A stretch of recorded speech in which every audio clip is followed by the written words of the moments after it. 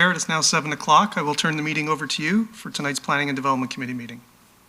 Thank you very much, City Clerk. Welcome everyone. Good evening and welcome to the Planning and Development Committee of the City of Brampton, Monday, July 26th, and I will hand it over to the City Clerk for roll call. Members of committee, I will call your name. Please indicate your presence. Councillor Santos. Present. Councillor Visante. Present. Councillor Willens.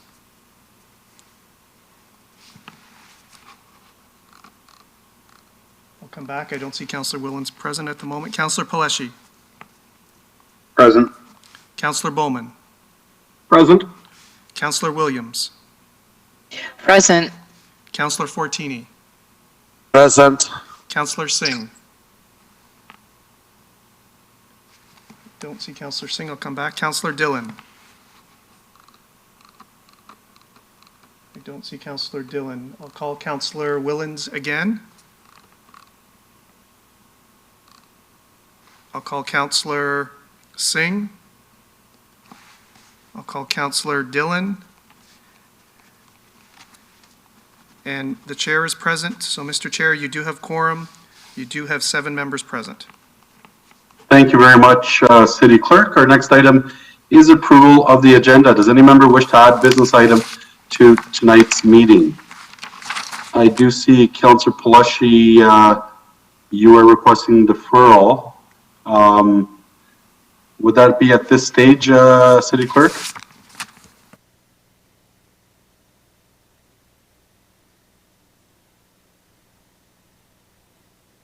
Hi, Peter. Oh, sorry, my apologies, my mic wasn't on. Yeah, yes, that's okay. deferral of agenda items can be considered as part of approval of the agenda motion.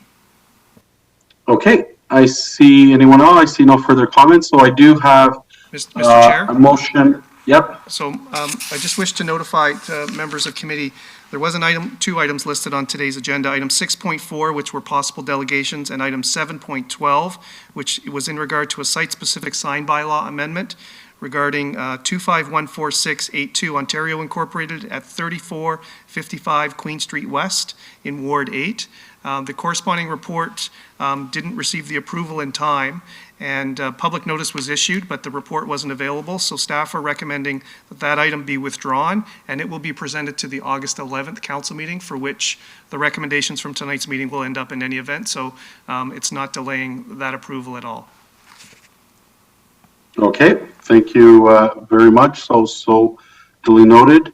As I do not see any other comments, I do have a motion moved by Councillor Paleshi to defer items 7.4, 7.5, 7.6, and 7.7 to a future meeting.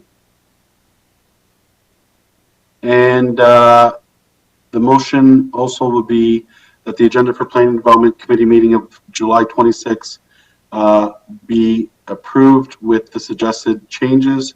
Is there anyone opposed to this motion, or otherwise your vote will count in the affirmative? Sorry, Mr. Chair, was Peter asking me to add 7.12 and that other item to the deferral? Through you, Mr. Chair, I don't think it needs to be added. It'll just be withdrawn and brought forward at the August 11th council meeting.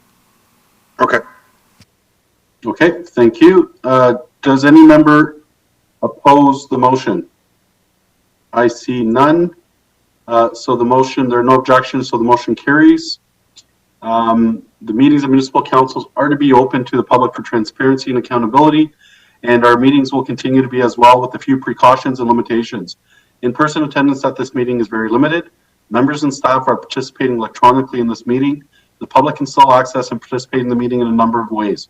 Watching this meeting remotely through the city's live stream and playback of the archived video stream, registering with the city clerk's office as a virtual delegate to participate in a meeting, or submitting questions about the agenda, business, and recommendations made by committee today by emailing the city clerk's office at cityclerksoffice@brampton.ca with your question, which may be read into the public meeting record during the 15-minute public question period before the end of the meeting.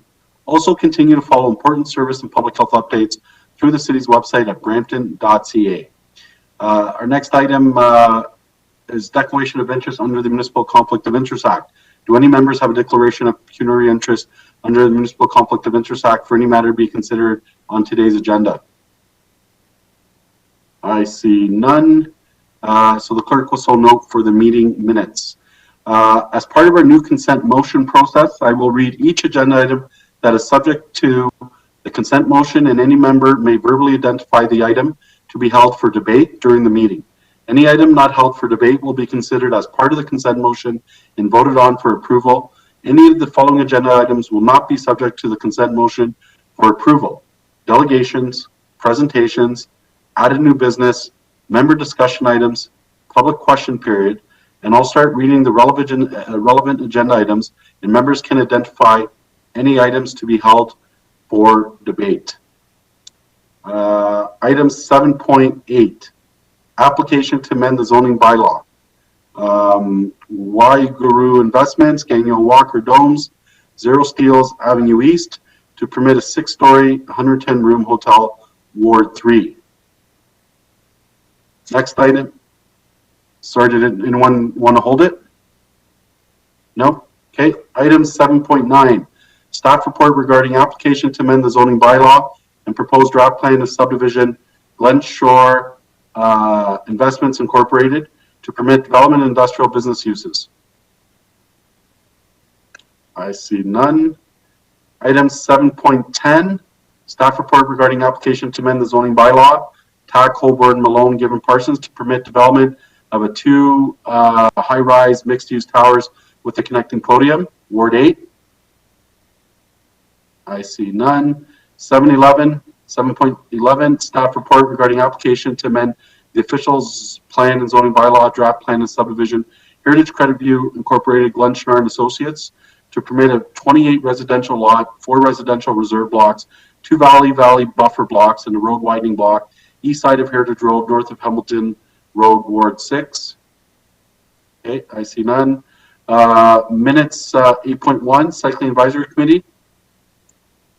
Okay, and items 8.2, minutes, age-friendly Brampton Advisory Committee, and I see none. So I do have a motion moved by Councillor Fortini to approve the consent motion.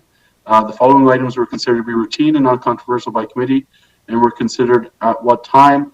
So as per our trial process agreed to by council, the consent motion will now be subject to recorded vote, and I'll hand it to the city clerk. Members of committee, please indicate your support or opposition to the consent motion. Councillor Santos. Yes. Councillor Vasante. Yes. Councillor Willens, I believe, is still trying to get connected. Councillor Paleshi.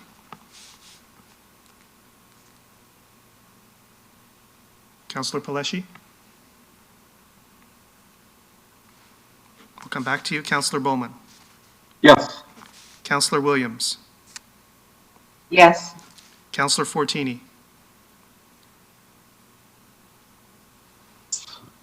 Councillor Fortini. Yes. Thank you. Councillor Singh. Yes. Councillor Dillon, I don't think has joined the Yes, meeting. I'm here now, Peter. Thank you. Oh, thank you, Councillor. And Councillor Paleshi. Yes. Thank you. And Chair Medeiros. Yes. So, Mr. Chair, that motion carries 9-0. Thank you very much. Our next item is we'll go to statutory public meeting reports. This is a public meeting of the Planning and Development Committee held in accordance with the requirements of the Planning Act of Ontario.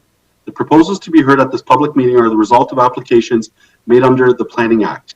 These are not proposals of the City of Brampton unless they are specifically identified as city-initiated proposals. Tonight, we do not have any city-initiated proposals for a statutory public meeting. The intent of this public meeting is to receive submissions from the public regarding these proposals. Given we have persons watching this meeting through the city's live stream, we will have staff present each proposal subject to a statutory public meeting unless committee decides otherwise. After receiving any pre-registered delegations, members of the committee may ask questions for clarification, but will not engage in debate on the proposal at this time. Committee consideration of the proposal will occur at a future meeting when planning staff bring forward the final recommendation report on each proposal. The city has also posted to its website supporting information and documentation for these development applications for public review and reference. We will now proceed to consider the 6 items on this evening's statutory public meeting agenda. After consideration of these public meeting items, committee will deal with the balance of the agenda items on tonight's agenda. So our first item is 5.1, staff report regarding the application to amend the official and zoning bylaw on Church Ventures Incorporated, W.E. Outred and Associates Incorporated. Item number 5.1, and I do know there are delegations, and I will hand it over to Yin Chao, who will, the development planner for the Planning, Building, and Economic Development Department. Welcome, Yin. Good evening, Mr. Chair, members of the committee, and the public. My name is Ying Xiao, and I'm the planner assigned to process and review the application to amend the official plan and zoning bylaw. Next slide, please. The subject site is located at the northwest corner of Church Street East and Beach Street. It's comprised of 6 properties. Next, please. So this is an aerial photo showing the surrounding context. The surrounding neighborhood is dominated by single detached houses. There are also a number of multi-story apartment buildings located in the vicinity on Church Street and on Kennedy Road. Brampton Cemetery is located immediately south to the subject site. The Brampton GO station is approximately 1,200 meters away. Next slide, please. The applicant proposes to develop the site with 3 back-to-back stacked townhouse blocks, 1 stacked townhouse block, and 1 10-story building. The total units proposed are 197 apartment units and 76 townhouse units. 242 parking spaces will be provided on site, including 201 spaces for residents and 41 spaces for visitors. The owner intends to retain at least some of the rental units in the 10-story building as rental units. It is also intended that LEED or similar environmental certification be incorporated into the design, including a 200 square meter green roof. Next slide, please.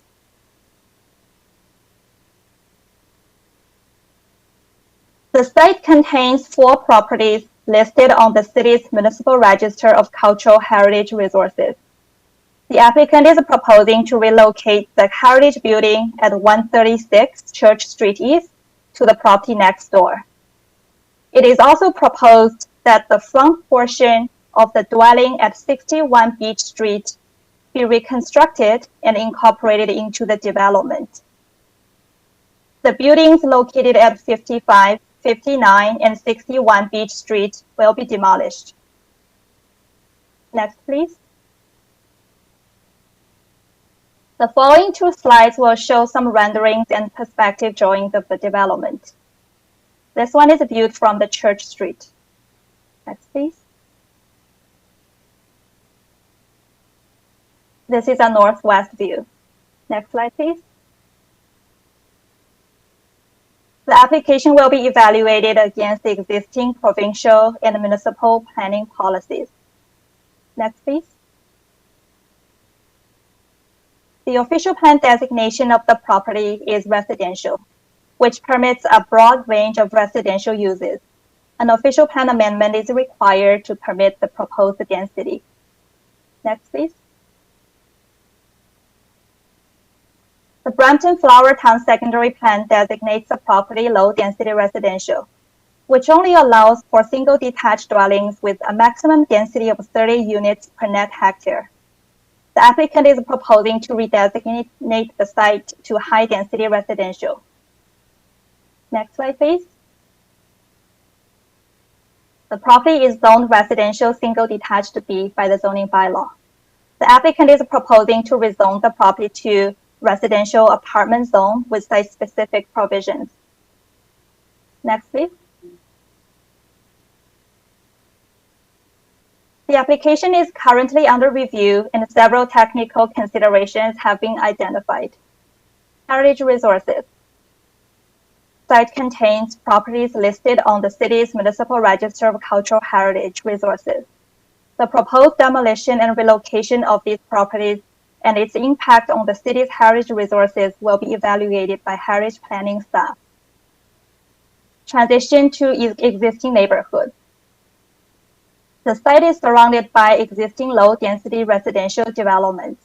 Staff are evaluating whether the proposed building height, massing, and setbacks in accordance with the City of Brampton development design guidelines.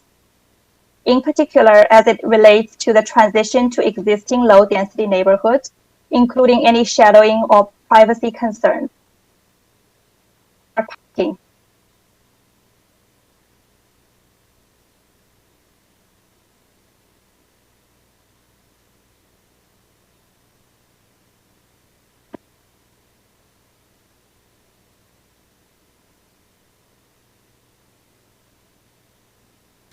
Through you, Mr. Chair, I think Yin's just having a connection issue.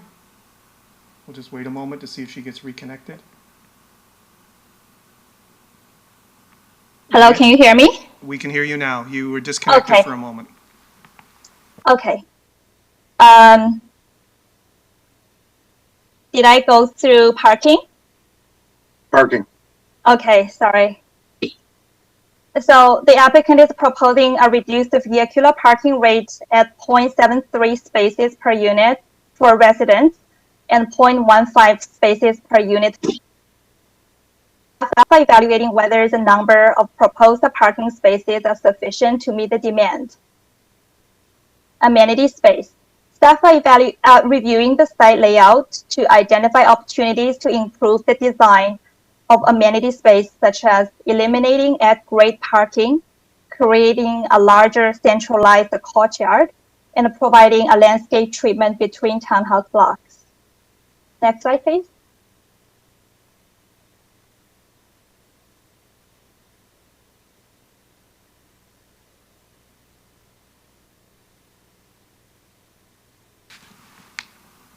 So, Mr. Chair, I believe Yin is still having a connection issue. Let's just see if she comes back. Okay, thank you. And as you can see, for those watching, there are next steps. Tonight is a public meeting, and then staff will collect and review public and technical comments, and there'll be a recommendation and final report, and there will be an appeal period. I believe the next slide does outline staff's contact details. As you see, our city planner, Yin Chow, you can email her at the City of Brampton. Also, her colleague Cynthia Owasijima, manager, and also, or the applicant. The information is Arlene Beaumont. So, City Clerk, now I will hand it over to you. I believe that we do have delegations, and just as a reminder to everyone tonight who will be delegating, because we have a fulsome agenda, 5 minutes, we will be enforcing it strictly. So over to you, City Clerk. Thank you, Mr. Chair. So first, we have a presentation from the consultant for the applicant, Arlene Beaumont from WE Outred and Associates. Arlene, you are in the meeting, and we will bring up your presentation momentarily, and that will be followed by, at this point, we see 4 registered delegations for this evening's meeting on this item. So Arlene, you can unmute your mic. Please go ahead. Thank you very much. I'm going to use my time to just go over some details that I think are very important for this application for you to understand. So could you go to the second slide in, please? So this is our proposed unit mix, and as you can see, there's everything from bachelors all the way up to 3 bedrooms with all kinds of different unit styles and sizes in between. And we believe that this unit mix is going to appeal to a large variety of household sizes and household income levels. And as the planner noted, some of these units will be purpose-built rental, and I'll get into that in a moment. 10% of the units are going to be barrier-free. What that means is that 1 bathroom and 1 bedroom in the unit will be accessible for those people who require a wheelchair or a walker or another type of mobility device. There's going to be we're proposing 242 parking spaces. The vast majority of those are underground, 201 for residents and 41 for visitors, as well as 150 bicycle parking spaces. Next slide, please. So the way we've arranged the site plan is to keep the apartment building, the 10-story apartment building, as far away from the existing low-density development as possible. So the townhome blocks are going to be constructed at the rear of the site. They will be registered as phase 1 of the condominium, and the apartment building will be phase 2. The developer intends the townhome units will be homeowner product, and the apartment building will be some purpose-built rental units and some homeowner units. I don't know quite yet what the percentage of each of those types of housing will be, but there is an intent to provide some purpose-built rental here. Next slide, please.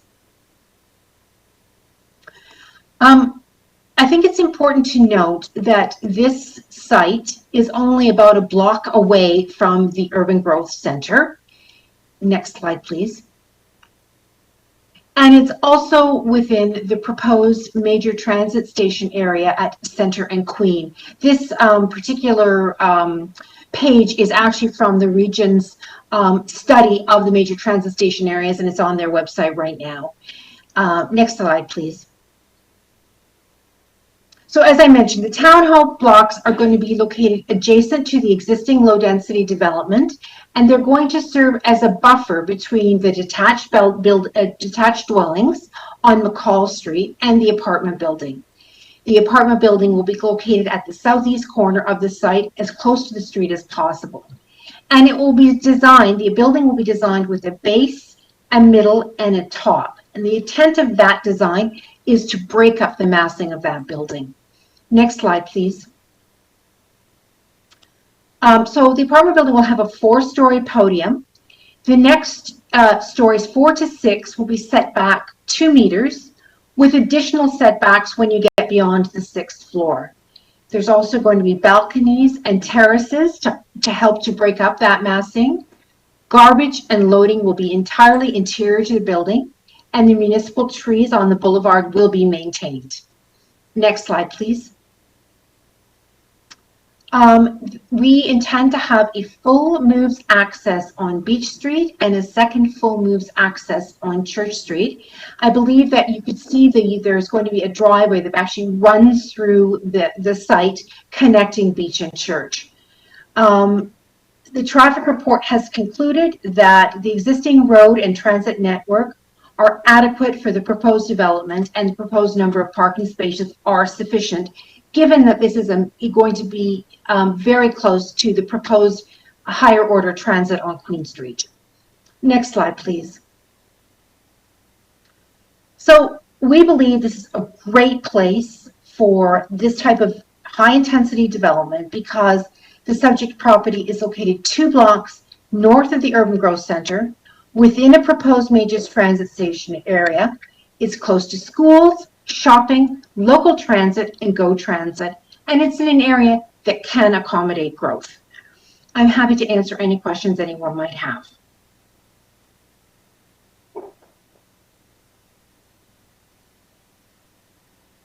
Okay, thank you very much. As I see, at this stage, we'll go to delegations, and after the delegations, members of the committee may have questions of clarification. So I'll hand it over to you, City Clerk, for any registered delegations. Thank you, Mr. Chair. The first delegation is from David Knight. David, I'm going to unmute your microphone. You have up to 5 minutes to address the committee. Please proceed. Yes, thank you, Peter. Thank you, everyone, for letting me have my say.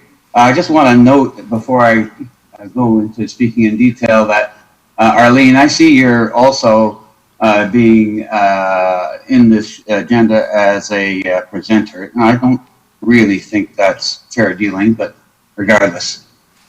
So I'm a resident who's been living in this area since 2006, and just on a very high level from this proposal, what the developer is proposing is a very high density, not just high density, it's very high density. They want to go from, 30 units per hectare to 338 units per hectare. It's outside of an urban growth zone. However, the minimum set for urban growth zone growth areas is 200 units per hectare. So it just does seem like very high density, but it's even higher density when I look at it in my backyard. Not to be NIMBY, but it does count the details. So this proposal has been winding its way through, and I saw in the documentation that it started out as 56 units with 170 apartment buildings units. And now what we have is, if you looked at the presentation, it said 84 units. This agenda calls for 76.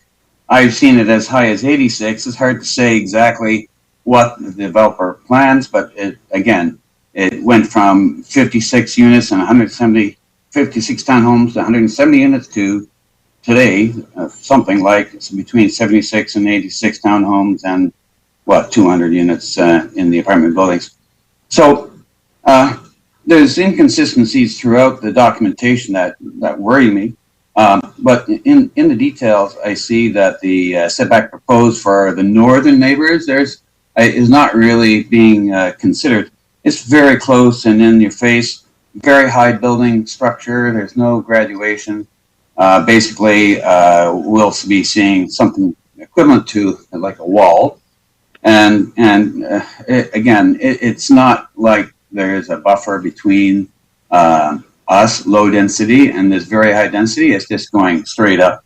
For example, based on a quick spec of my backyard, it looks like there'd be something like 8 to 10 units. Again, the design goes between numbers. That would result in 8 to 16 people in an area 1/4 the size of my lot. It's just that is very high density, and I just think that should be backed off somewhat.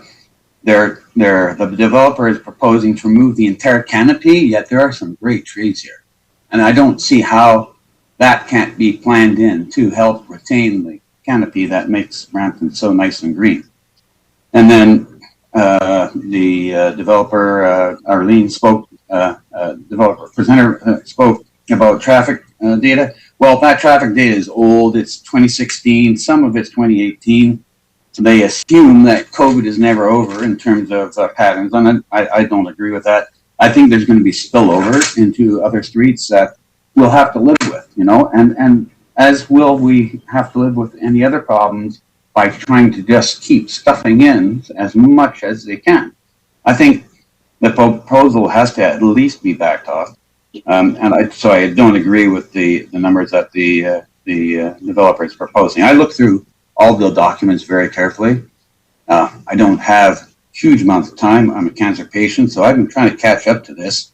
But for example, 437 parking spaces is a recommendation for the density that's been proposed. The developer is saying 242 should do.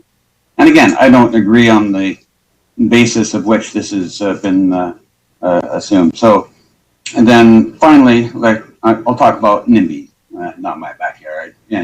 But it's just some simple things. Removing all the off-site trees is just taking away any vegetation buffer between myself and other property owners and this development. It's a very packed design. In like I said, in my backyard, they're proposing to put in 8 to 10 townhomes in space 1/4 of my lot size. So it's easy to do the math on that. And again, starting March 2020, it was 56 townhomes, 170 units, and they've just continued to pack and pack and pack. And I just think it's just greed. It doesn't need to be this way. Anyhow, I'm going to just keep things short. I'm pretty well done. I'd say developers should get it right-sized the first time so that everybody's time is respected. And I think in this case, the developer hasn't respected that. They've gone beyond what was reasonable. So that's all I have to say. Save our canopy. I strongly believe in that. I've paid $1,400 to maintain trees on my property. I know that the developer is going to take many of my backyard trees away. Only one, of course, is really mine, but regardless. So that's my say. Thank you for letting me have it. Have a great evening, everyone. Thank you. Our next delegate is Tim Rawlings. Tim, you are in the session. You can unmute your mic. You have up to 5 minutes to address the committee. Thank you. And again, thank you to everyone for being present and open to having the conversation around this particular development. A little bit of background. I've been living in Brampton for about 33 years now, owned a house within this particular area for about 26, 27 years. I think to start off the conversation, I want to also indicate that my approach really is to gather information and feedback from our community and our neighborhood, not necessarily to act as a front for them, but be able to have a thoughtful and effective response back to this particular to all the council people on this call to talk about future developments and growth within Brampton. I think I personally recognize the fact that Brampton needs to continue to grow. I think we just need to grow in a way that is thoughtful and takes in consideration an effective way of transitioning from low to high density properties and communities. To this point, I really want to kind of focus on 3 or 4, maybe even 5 distinct points. And let's talk about density to start with. Density is always going to be the biggest challenge. As you heard earlier, we are delegated as low density, which is essentially noted at being 30 units per net hectare. The proposed change is to go to high density, which really represents about 200 units per net hectare. But on top of that, the developer is also asking for an amendment to increase the density to by another 138 units per net hectare to a total of 338 net units per net hectare. What that really represents to us is a 1,127% increase in density.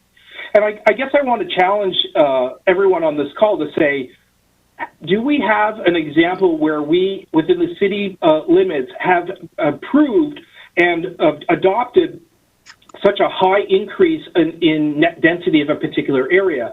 And is that really you want to go from 200 to 320 to 338 in a quick and easy manner?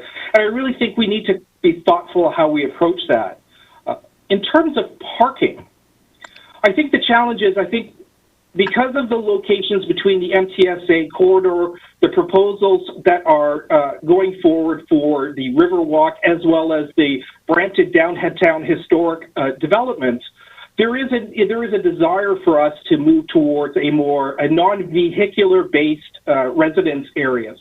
And I think we recognize that, but to transition from low density to high density and assume that it will seamlessly mean that there will be no additional vehicular traffic in the area, I think is somewhat naive, given a couple of circumstances. The first circumstance we need to discuss is whether or not construction will be impacted in terms of the amount of construction vehicles that surround that area for the longevity of the development. Secondarily, what will be the impact as we reduce the amount of vehicles over time? It's that transition, I think, that's going to be the biggest challenge for the neighborhood to understand all of that additional traffic and traffic load that's going to be happening. The studies that was commissioned by the developer indicates that there was no actual physical study. It was based on 2016 TTS data, and the intersection data was based on 2018 and 2019 data. And really, I think before we make a lot of the assumptions around parking and traffic, we need to quantify that again with an actual true physical study. Again, it's very important for us to be thoughtful in our approach. The other area, I think, which David has touched on is height and shadow. I want us to kind of think about Block A, for example. Block A is a little area, if you would remember the map, because everyone, of course, has memorized it. Block A is the closest to the property line on the north or the north entrance, and it is roughly. If you close your eyes, I want you to envision the size of this townhouse that would be represented in someone's backyard. It's essentially 14 and a half feet from the property line, and it's 44 and a half feet in height, which really represents 44 and a half feet is significant. Tim, you have 30 seconds. Thank you. Also, in terms of community impact, I really want to talk about the nurturing neighborhood plan that we have as a city and the impact of that. In addition, the tree canopy, as David touched on this, I think that the tree canopy is going to be a huge concern for the entire community because of the size of the trees that border the property that not are part of the development. The drip lines means that the trees will be entering into the development area, and based on the excavation needed in order to put in underground parking and or support facilities, they're going to damage or impact a lot of the trees. I really want us to kind of be thoughtful as we do this, and I challenge the city to be responsible in its oversight. We're not saying, and I'm not saying stop the development. Let's help shape this in a way that makes sense for both the community, the developers, and the long-term approach for the city. Thank you. Thank you. Our next delegate is, it was scheduled to be Michelle and Joe Bruno. They have not joined the session. Shannon Dakin and Scott McPhee have both withdrawn their delegations. So the next delegation is Jonathan Silva. Jonathan, you are in the session. You can unmute your mic and you have up to 5 minutes to address the committee. Hey everyone, thanks for having me and thanks for listening. I think that I agree with pretty much everything that the delegates before me mentioned. First of all, the increase in density is definitely an issue. That's a lot of units. It's a bit concerning for me. I live maybe 1 or 2 blocks away from the proposed building, and if we're assuming some of the units are 2-bedroom and 3-bedroom, so I'm assuming that there's going to be significantly more than 1 person per unit, maybe 2, 3, maybe more than that. So we're looking at maybe 500 to 1,000 people. I think that level of density and the increase in density is not just a concern for this project, but I think that it sets a dangerous precedent for the future.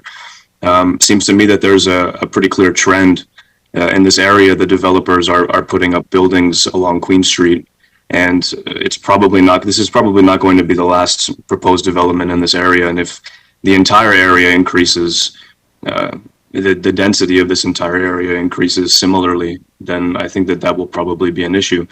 Another issue that I have is the parking spaces. There's definitely not enough parking spaces proposed to be built here. 242 resident spaces for 273 units. That's just simply not enough. 1 per unit would not be enough. But like I said before, 2 or 3 or even 4 residents in each unit, 242 units will not be enough. I live, like I said, a couple of blocks away, and parking on my street is already an issue. People are parked there day and night, and the city of Brampton will come and give tickets every now and then, but the cars will leave for 1 day and then they will be back the next day. I think that if this building is constructed with 242 units, I think it will be a completely out of control and unmanageable situation for the city of Brampton. Also, the construction and the level of traffic and road closures that will occur in the area for a year or 2 years, however long the construction takes, that's also an issue. But yes, I think that most of the delegates that spoke already touched on this stuff and went into farther detail than I will. So thanks very much for listening, and have a good night. Thank you. And Mr. Chair, that concludes the delegations for this item. Thank you very much, City Clerk. Do any members of committee have any questions of clarification regarding this item? I see Councillor Fortini, you would like to speak? No, thank you. I just wanted to, after this delegation, I wanted to speak, please. Thank you. Okay, thank you. I do not see any questions, so I do believe then we do have a motion moved by Councillor Vicente to approve the staff report recommendations and applicant delegation. The staff report application to amend the official zoning bylaw, Church Ventures Incorporated, to the Planning Development Committee meeting of July 26th be received, and the Development Services staff be directed to report back to the Planning Development Committee with the results of the public meeting and the staff recommendations subsequent to the completion and circulation of the application and the comprehensive evaluation of the proposal. That these delegations 6.1 regarding application to amend the official plan and zoning bylaw, Church Ventures Incorporated, to the Planning Development Committee meeting of July 26, 2021 be received. And that the correspondence 11.1 regarding application to amend the official plan and zoning bylaw to the Planning Development Committee meeting of July 26, 2021 be received. Is there anyone opposed to this motion? Otherwise, your vote will count in the affirmative.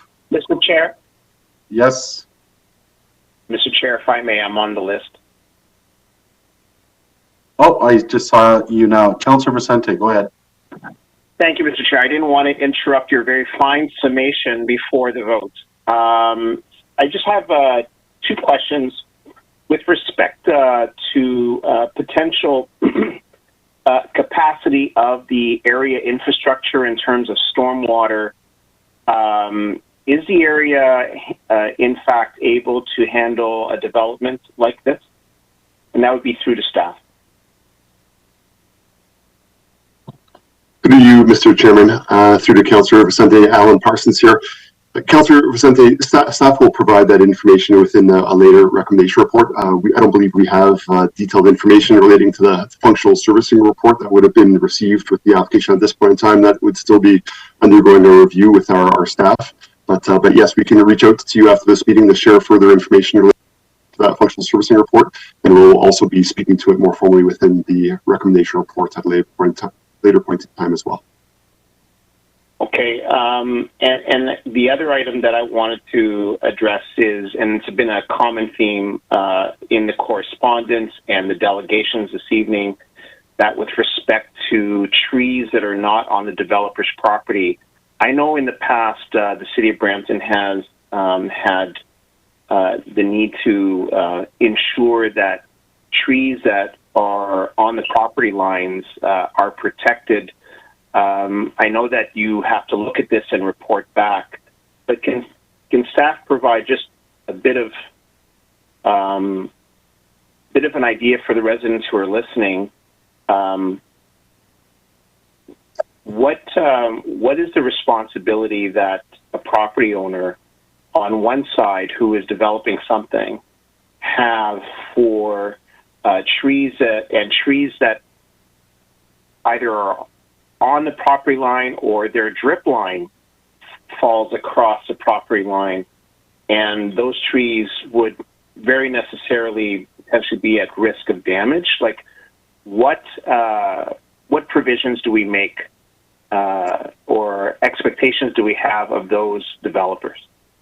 Yeah, thank you, Councillor Vicente, and again through you, Chair. With respect to the trees that are located on the subject property, we do make arrangements to try to keep mature trees where possible, but if it is that we have to accommodate for some removal, there is a protocol that we follow with respect to how we can receive trees or cash in lieu of those. With respect to the trees that you're referencing on adjacent properties, or maybe the shared property line where adjacent landowners do have some legal rights over those trees, city staff is very sure to identify that fact through to the applicant and really receive from them details with respect to arborist reports and such to identify the true owners of the trees that are referenced for protection or removal, or where it is that we see a tree that may be impacted with respect to health and such. So we looking at the details of what we would see with the application, if there is excavation or the underground work that has to be done, and we know that those will impact certain root zones for those properties that own trees on the adjacent land surrounding the subject site or on the common property. We make really sure to receive all those necessary details from the applicant about the extent to which they would be impacting those trees, and we would really want to receive from an expert arborist really their opinion as to whether those trees will be impacted to a certain point from a health standpoint. And so what it is that we may very well have to do in this case, or cases such as these, is to take securities from an applicant to understand or to be protected, towards certain trees being really accommodated for. And there may very well have to be very particular construction plans that will have to be put in place through agreements ultimately to ensure that certain trees are not impacted to too great a degree. So these are all key matters for us to look at where we have mature tree canopies. We want to obviously protect to the greatest extent trees of that type. So we'll be looking at all of these things, and we'll be advising through a future recommendation report as well on those items and all of those types of details. Thank you, Alan, and thank you, Chair, for allowing me to ask those questions. Thanks. Okay, so I do have a motion moved by Councillor Vicente. Are there any objections? I see none, so this item is now adjourned. We now move on to item 5.2, application to amend the official plan and zoning bylaw, Ward 1, and I will hand it over to Carmen Caruso. Over to you, Carmen. Thank you. Good evening, Mr. Chair, members of the committee, and everyone attending this public meeting this evening. My name is Carmen Caruso, and I am the planner assigned to process and evaluate this application to amend the official plan and the zoning bylaw. The application was submitted by Sejeki Planning Inc. on behalf of Luxor Developments. Through this presentation, I will be providing the technical background and a brief overview of the policy context associated with this proposal. I will also be outlining some of the preliminary issues that will need to be addressed as part of this application. Please note that as outlined in the public meeting notice, the Planning and Development Committee will not make a decision on this application this evening. The purpose of this meeting is to provide residents with information with respect to the proposal and to seek public feedback. A decision in support of or in opposition to the application will be made at a later date. Next slide, please. This site is located on the northwest corner of Church Street West and Main Street North, and the property is municipally known as 151 Main Street North. Next slide, please. This slide shows the types of land uses in the area. There are a wide range of land uses in the area, including residential with a range of densities, commercial and institutional uses. Immediately to the north and south of the subject site are commercial establishments and higher density residential apartment buildings. To the west is an institutional office use, and to the east are additional commercial uses. Also in the vicinity is the downtown Brampton GO Station, places of worship, and dwellings that have been converted to office and commercial uses. Next slide, please. The applicant has submitted an application to amend the official plan and the zoning bylaw and is proposing a 30-story building, a total of 363 residential units made up of 277 one-bedroom units, 77 two-bedroom units, and 9 three-bedroom units. The applicant is also proposing 255 square meters of at-grade commercial space, a main parking entrance from Thomas Street, a service entrance from Main Street North, and a floor space index of about 11.9. Next slide, please. The property is designated central area in the official plan and is within the urban growth center. Policies in the official plan require growth be concentrated on lands within these designations, accommodating a significant portion of population and employment growth.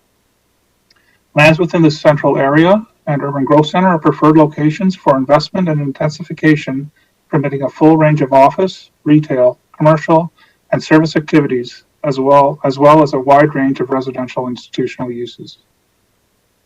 The official plan also shows that this property is located within an anchor mobility hub. Lands within the anchor mobility hub are expected to be developed for transit supportive densities and a built farm designed to foster a pedestrian-friendly environment that accommodates the highest combined people and jobs per hectare within an urban growth center. Buildings within the anchor mobility hub are expected to be designed to achieve a combined floor space index of 4 for the entire area, and buildings are anticipated to be 4 stories in height or greater. So an amendment to the city's official plan document is not required to facilitate this proposal. Next slide, please.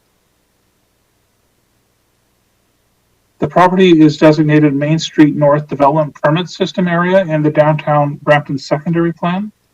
New investment for lands within this designation is generally supported while enhancing the character of Main Street North. Lands are also within a larger land area known as Special Policy Area 2, which includes heritage resources that contribute to the character of the Main Street North area. Redevelopment of properties within Special Policy Area 2 are expected to incorporate existing heritage resources. The maximum floor space index within this policy area is 0.75. The applicant has submitted an application to amend the secondary plan to permit an increased floor space index. Next slide, please. The property is dual zone in the comprehensive zoning bylaw. The site is predominantly zoned to permit a range of motor vehicle related commercial establishments such as a service station, a retail store or restaurant in conjunction with a service station, and a motor vehicle washing establishment are also permitted. Other uses such as a place of worship and an animal hospital may also be permitted subject to a series of development standards. A small northwest portion of the property is zoned to permit an apartment use as well as group homes and a lodging house.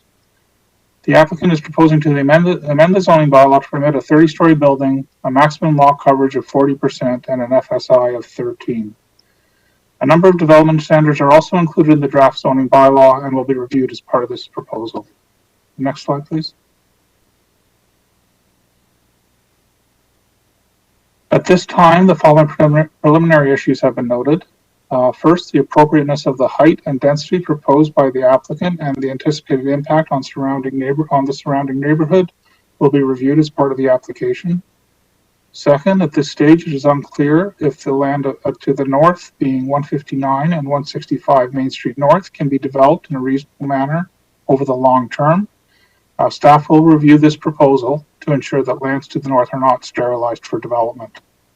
And the third issue is related to the previous one, and we will look at the appropriateness of the access off Main Street North to the site and its ability to be shared with the future development to the north. So these issues and others that are listed, that are raised, will be addressed in a future recommendation report. Next slide, please. The application will be evaluated against existing provincial and municipal policies, including those found in the Planning Act, the Provincial Policy Statement, the Growth Plan for the Greater Golden Horseshoe, the Region of Peel Official Plan, the City of Brampton Official Plan, and the Downtown Brampton Secondary Plan. Next slide, please. This slide shows the steps that have occurred with respect to the review of this application and the future steps of the evaluation process. A notice of complete application was sent to the applicant on May 4th, 2021 and published in the Brampton Guardian. The application was then circulated to city departments and external agencies for comments. The notice of tonight's statutory public meeting under the Planning Act was sent out on June 28th, 2021, and today we are at the public meeting part of this application. For the next steps, staff will continue to assess the application by analyzing and evaluating comments and issues that are raised at tonight's meeting by residents that make representation before the committee, as well as analyzing and evaluating comments that are received from submitted correspondence from residents, city departments, and external agencies. Once a comprehensive review has been completed, staff will prepare a recommendation report for consideration by council. As noted, any issues raised through the review of the application, including any issues raised this evening, will be addressed in the future recommendation report. Anyone who has provided their contact information at tonight's meeting or through correspondence relating to this file will be notified before the recommendation report is considered by committee. Any decision that is made in support of or in opposition to the proposal can be appealed to the Ontario Land Tribunal. Next slide, please. The information, report, and correspondence associated with tonight's meeting is available online at www.brampton.ca on the City Hall Meetings and Agendas page. This presentation will also be available online shortly. Again, my name is Carmen Crusoe. If you have any questions, please feel free to contact me or the applicant. And the contact information is shown on this slide. This concludes my presentation, and thank you for listening. Thank you very much. City Clerk, do we have any delegations regarding this item? Through you, Mr. Chair, present is David Sajecki, consultant from Sajecki Planning, on behalf of the applicant. There is no presentation from the consultant at this point. I don't know if Mr. Sajecki wishes to address the committee. And after that, we have 3 registered delegates, 2 of which are present this evening. Mr. Sajecki, you are in the session. Did you wish to address the committee on your proposal? It's David Sajecki. No further comments at this point. So no, I do not wish to address the committee. Thank you. Thank you. Then we'll move to our delegations. The first is Chris Moon. Chris, you are in the session, and you have up to 5 minutes to address the committee. Thank you, Mr. Chair, and thank you for the presentation, Mr. Caruso. That was very informative. I'm appearing this evening on behalf of Grace United Church, which is just across from the proposed site. And I took a photo from my office recently, and I put it up on the screen because I think it helps give some context to the area. As we know, the building that is being proposed would be immediately to the south of the apartment building that is shown. And in fact, the building would completely obscure it. You wouldn't see it if the new building were built, except for the right-hand side. The Grace United Church across the street is one of Brampton's oldest, if not the oldest, operating church in Brampton. It's a landmark, has been a landmark in Brampton now for 154 years. But it's not just a historic landmark. I think, as many on the council know, it is a place that is dedicated to trying to make our community a better place through its Grace Place Community Hub, through the regeneration outreach that operates out of Grace Place. It's a vibrant and active place, and I think an important one that continue to be active in downtown Brampton. In short, let me say that on behalf of the church, we have no opposition to development of the subject property. Development, I think, will assist downtown Brampton, make our community more vibrant, and we believe that developing that property for residential purposes is, in fact, an appropriate way to go forward. The points, though, that I think are relevant to make are that it has 363 units proposed, 255 parking spaces. That's 2 parking places for every 3 units. And I'm sure the planners will weigh in on this, but that hardly seems adequate. And if it isn't proved to be adequate, there are going to be cars parked everywhere illegally around the area. And I suggest to you that that is a number that needs to be very vigorously scrutinized and significantly changed. The height proposed for the building of 30 stories. I think when we look at the neighborhood in that photograph, we'll realize that it is sort of a mid-level area, not shown as the apartment building on Church Street, which is approximately the same size as the Medallion apartment across from Grace United Church. And I think it would be wise for the city to restrain the height in this area to approximately the same heights so that we don't have a big, I won't say sore thumb sticking up the center, because I don't suggest it would be sore, but it would definitely be a big thumb sticking up out of the center visually. The other point is that this area north of Church Street up to Rosedale Avenue is the oldest and most historic area of Brampton. And you will note from the picture that the buildings that are there are all sympathetic to that historic architectural style. The Medallion apartment building that you're seeing there was originally proposed to be quite a different modern structure, Medallion was asked, would they create a structure that was more sympathetic to the historic nature of the neighborhood? And I think we can all agree they did a magnificent job. That building is a real credit to that developer, and it enhances the neighborhood. It doesn't detract from it. We think that any building that is built should also be sympathetic to that historic nature of the area. And the one request I would put to the committee and to council is that should this plan go forward to the point of site plan development, that Grace United Church be invited to participate in the development process. I think that we had valuable input on the previous development with Medallion, and I believe we can bring valuable input to this time that will benefit the entire city and neighborhood. Thank you for your attention. Thank you. The next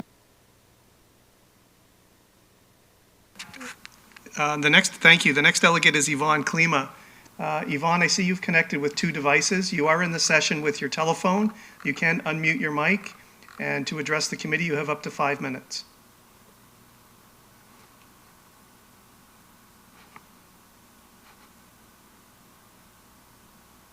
So Yvonne, you can unmute your microphone. Hello? Hi, Yvonne. Can everybody hear? We can hear you. We can hear you. Please proceed. Can you see me? Oh, yeah, here. Okay, I am the landlord at the beautiful apartment building at 53 Church Street East. Sorry, Yvonne. To Mr. Yvonne, yes? you have to turn off one of your devices. There's feedback. Okay. Which one? Turn off the sound on the other device, please. Okay. Is that better? No, it's not. Now is it better? There, that's better. Sorry, no, it's not. Yvonne, so it looks like you're connected with 2 telephones. Is one an iPad? Is this okay? That's better, yes. All right. Okay, so I just want to say that I'm completely in agreement with Mr. Moon with what he just said. The height restrictions are ridiculous. Can everybody hear me? We can. Please proceed.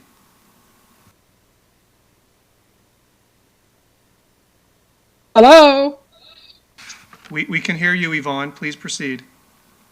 All right. Okay. I was just going to say that I'm very much in agreement with Mr. Moon, with what he just said. There are no appropriate height restrictions. I'm the landlord and owner of 53 Church Street East, beautiful 7-story apartment building, and just 2 blocks from the proposed development.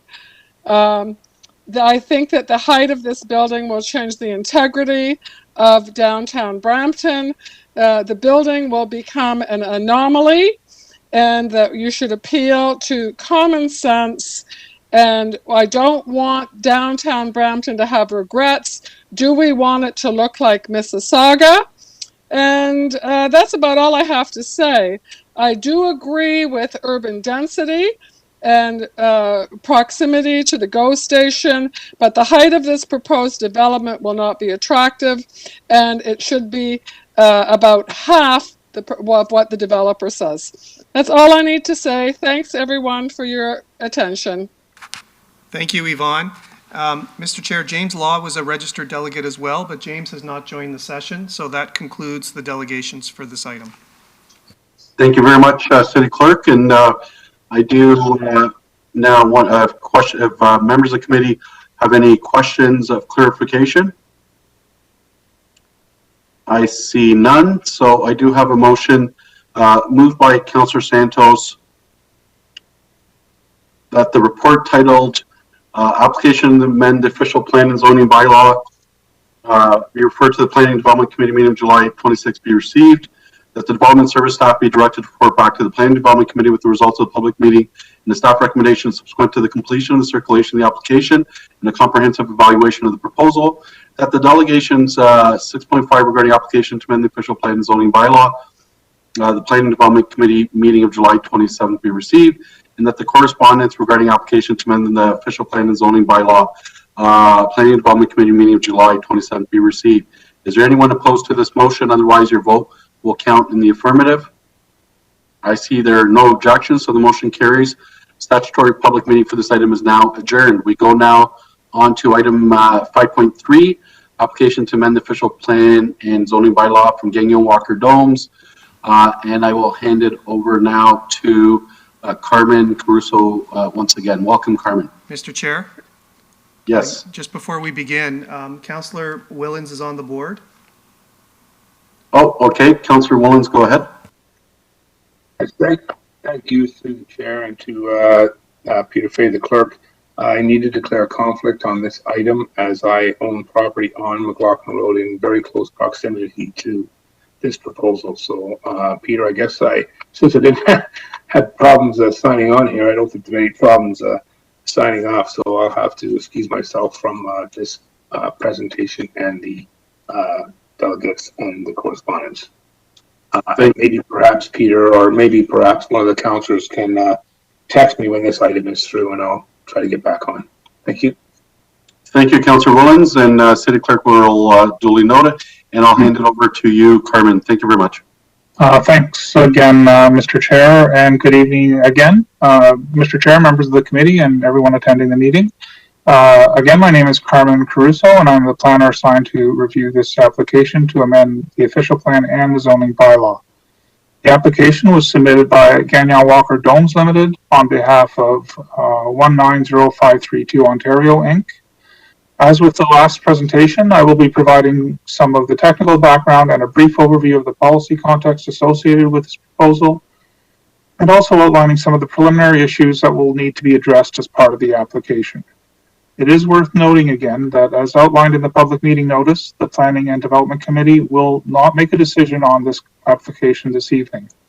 The purpose of this meeting is to provide residents with information with respect to this proposal and seek public feedback. A decision in support of or in opposition to the application will be made at a later date. Next slide, please.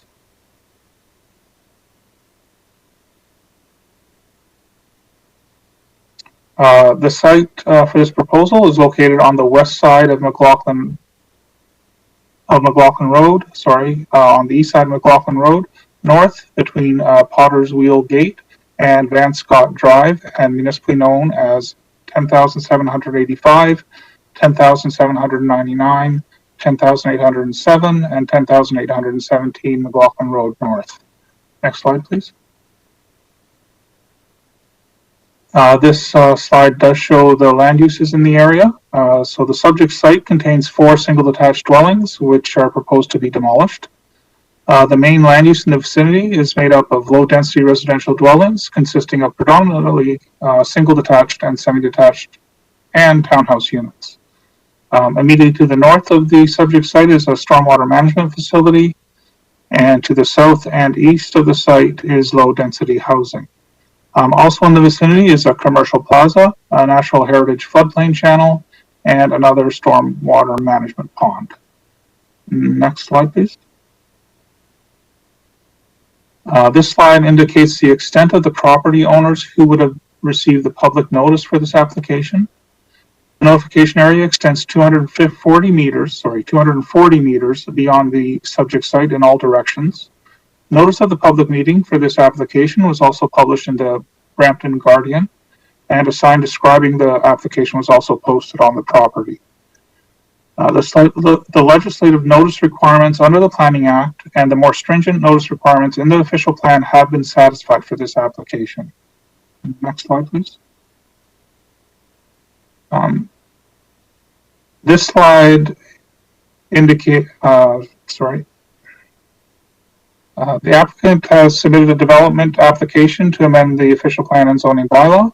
The applicant is proposing 2 mid-rise apartments with a maximum of height of 7 stories. Also proposing to create a total of 150 residential units made up of 67 one-bedroom units and 83 two-bedroom units. A total of 174 motor vehicle parking spaces, a total of 75 bicycle parking spaces, a full moves access from McLaughlin Road North, and a density of 214 units per hectare. Next slide, please. The property is designated residential in the official plan. This designation permits residential land uses, including a full range of dwelling types, ranging from single detached houses to apartment dwellings.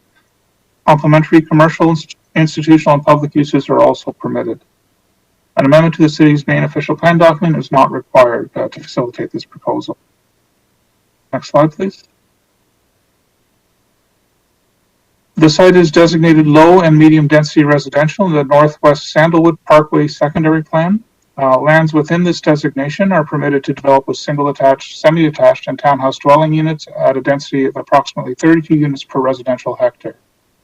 The applicant is proposing to amend the secondary plan to redesignate the lands from low and medium density residential to high density residential, and also allow a floor space in 7.5. Next slide, please. The site has an agricultural zoning on the property, which permits agricultural uses, a single detached dwelling, and limited institutional and commercial uses. A site-specific bylaw has been submitted and proposes to rezone the lands to permit an apartment building containing 155 units, a residential parking rate of 0.9 spaces per unit, a visitor parking rate of 0.2 spaces per unit, and a bicycle parking rate of 0.5 spaces per unit. Number of development standards are also included in the draft zoning bylaw and will be reviewed as part of this proposal. Next slide, please. At this time, the following preliminary issues have been noted.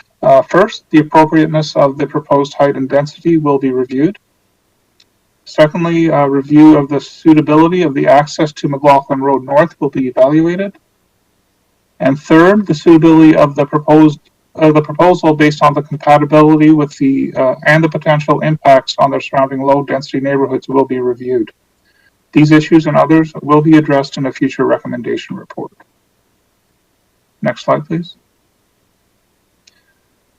As well as addressing issues raised by residents and commenting departments and agencies, this application will be evaluated against existing provincial and municipal policies, including those found in the Planning Act, the Provincial Policy Statement, the Growth Plan for the Greater Golden Horseshoe, the Region Appeal Official Plan, the City of Brampton Official Plan, and the Northwest Sandalwood Parkway Secondary Plan. Next slide, please. This slide indicates the steps that have occurred with respect to the review of this application and future steps of the evaluation process. A notice of complete application was sent to the applicant on May 18th and published in the Brampton Guardian. The application was then circulated to city departments and external agencies for comments. The notice of tonight's statutory public meeting under the Planning Act was sent out on June 28th, and today we are at the public meeting part of this application. For the next steps, staff will continue to assess the application by analyzing and evaluating comments and issues that are raised at tonight's meeting by residents, as well as analyzing and evaluating comments that were received from submitted correspondence from residents, cities, departments, and external agencies. Once a comprehensive review has been completed, staff will prepare a recommendation report for consideration by council. As noted, any issues raised through the review of this application, including any issues raised this evening, will be addressed in a future recommendation report. Anyone who has provided their contact information at tonight's meeting or through correspondence relating to this file will be notified before the recommendation report is considered by council.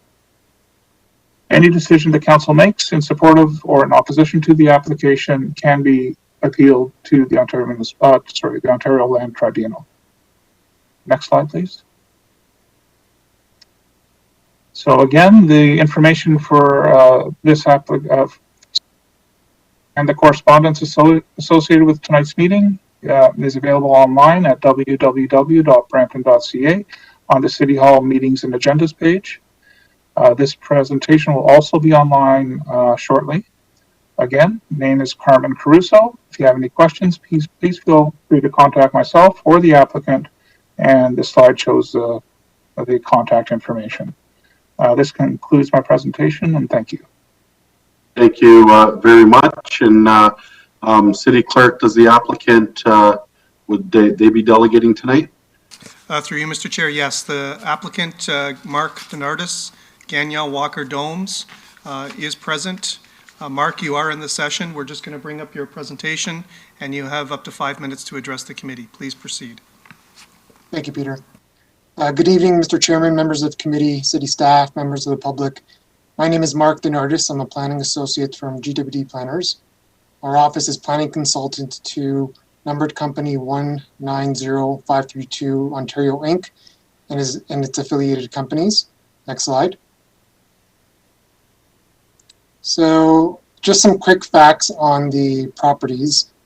Legally known as part of lots 14 and 15, concession 1, west of here, Ontario Street. They have a total site area of 0.7 hectares or 1.75 acres. They have a lot frontage of 120 meters or just shy of 400 feet across the east side of McLaughlin Road and 50 meters along Big Sky Road. They have a lot depth of 58.7 meters or 192 feet.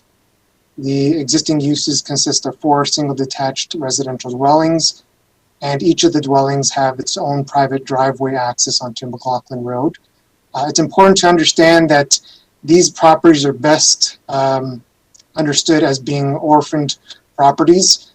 They were not built in conjunction with the neighboring plans of subdivision during the late 90s. So they were what we consider non-participating landowners and have remained like that since then. Next slide.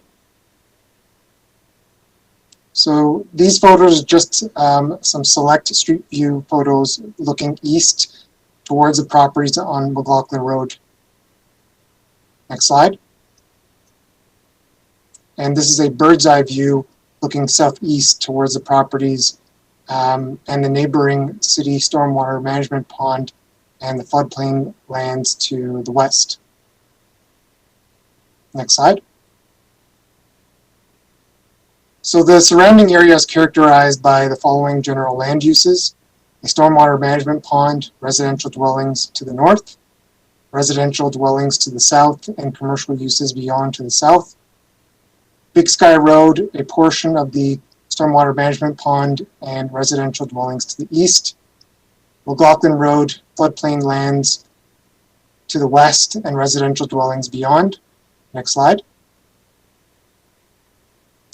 This image provides highlights of the community services and amenities available to the area. There's a range of public amenities, commercial and institutional uses, and the area is well served by public transit. Next slide. So this is a copy of the proposed site plan or landscape plan. The proposed buildings were purposely sited as far away from the existing residential dwellings as possible. An effort was made to minimize the amount of proposed at-grade surface parking in favor of landscaped open space. We purposely did not propose any site access to Big Sky Road, so the only single access is to McLaughlin Road. An effort will be made to retain and preserve as many existing perimeter trees as possible. One-story underground parking garage is proposed. The parking supply is consistent with the city zoning bylaw rate for apartment dwellings. And passive and active amenity space is proposed on site intended to serve the residents who reside here. Next slide. So the proposal as a whole can be considered a modest infill project. It's best defined as a mid-rise proposal. Building materials, colors, finishes will all be refined through the detailed design process. Next slide. And again, some additional elevations internal to the site. Next slide. A shadow study was completed, and the study determined that the apartments will cast most of their shadows on site or within the McLaughlin Road right away. Next slide. And this is a list of all the technical studies, reports, and plans which were filed with the application and which are currently under review.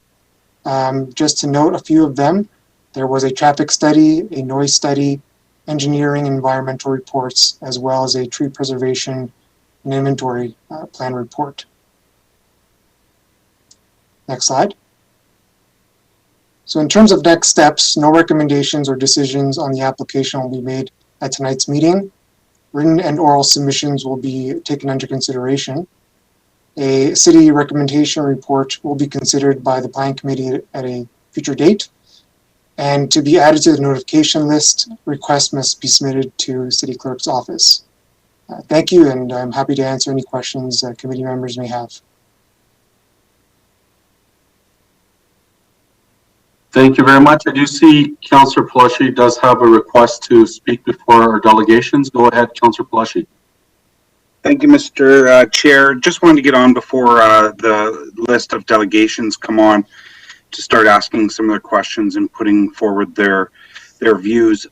Given the fact that there is a great number of people that are wanting to delegate, I'm going to go ahead and ask that the applicant and the developer reach out to the delegations, and not only also reach out to the area surrounding the site, and we hold a town hall meeting, and then that way it gives a greater more time for the delegations to speak, and more time for the consultants to I guess to listen and to bring back something that maybe the residents are more comfortable with, or at least listen to the residents in the areas, because I know there was a lot of residents that weren't able to get on for delegations. So I'm going to be asking for them to do that, and I just wanted to provide that to all of the delegations prior to them delegating here today.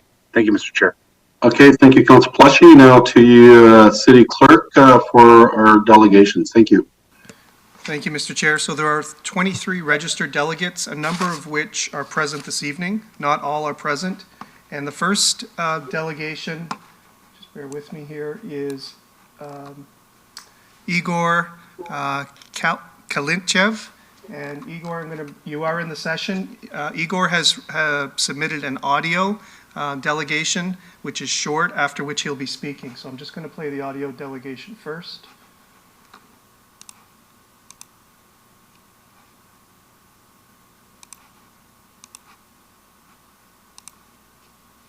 Hello, we are Brampton residents Igor Kalintchev and Natalia Sabachnikova living at 31 Senwood Street. We are totally against the construction of 2 multi-story buildings in our neighborhood. It's unclear who could have come up with such an idea at all. No normal person decides to build 2 multi-story buildings on this site. In other words, the person or organization who decided it only thinks about the profits that can be taken from the lease of units, but not at all how people who have their own private houses in the immediate vicinity will live. First of all, future buildings will be located very close to the private properties. Second, those buildings will block the light and destroy the privacy of each single houses nearby, and even across McLaughlin Road North. Third, there are not multi-story buildings in our neighborhood. Even from an aesthetic point of view, it will look awful. Not to mention the fact that next to the private properties will be parking space for 174 cars. Fourth, the most important thing is these buildings will be a source of criminal activities. No one will be safe in this area after that. We believe that it is absolutely unacceptable to build these 2 buildings on this place. If the owners of this property really want to build something there, then it could be several townhouses, maximum 3 floors, but not 6 to 7 story buildings. Thanks. Igor, you can continue with your delegation. Yeah, okay. Now I would like to speak on behalf of people living in 177 houses who signed a petition to object to the construction of these 2 multi-story apartment buildings in our neighborhood. I think I have the right to do it because I am one of the petition organizers. I talked to a good part of these people, I got information from other 4 persons who were working on this petition. We were mostly targeting the area on the west side of McLaughlin Road, close to the spot. Dear councillors, please look at these last 2 pages of the petition. summary spreadsheet, and Google Map.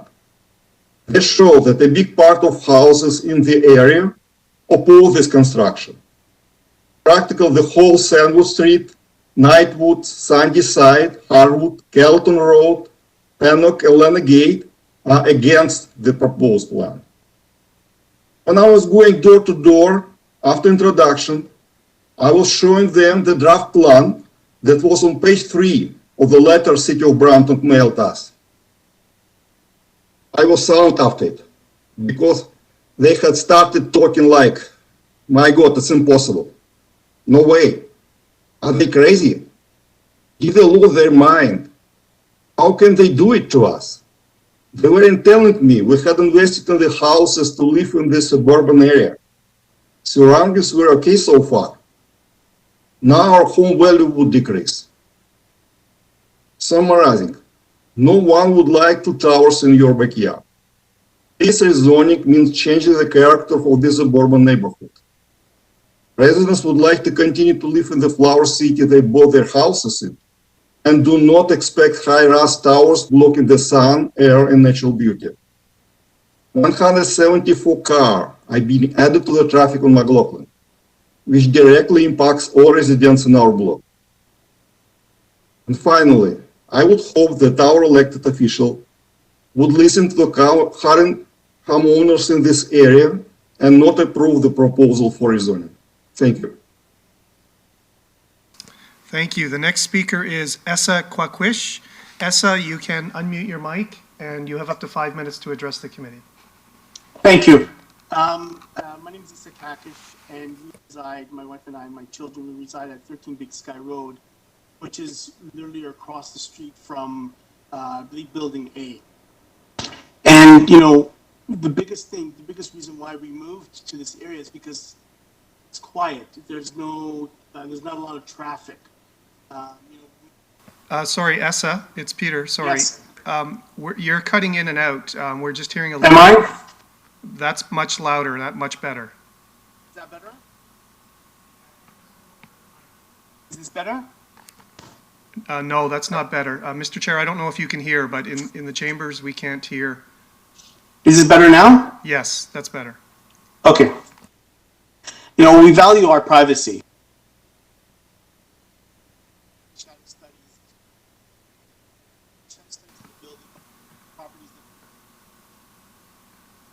And, you know, Building A in particular, you know, quite a bit of sun.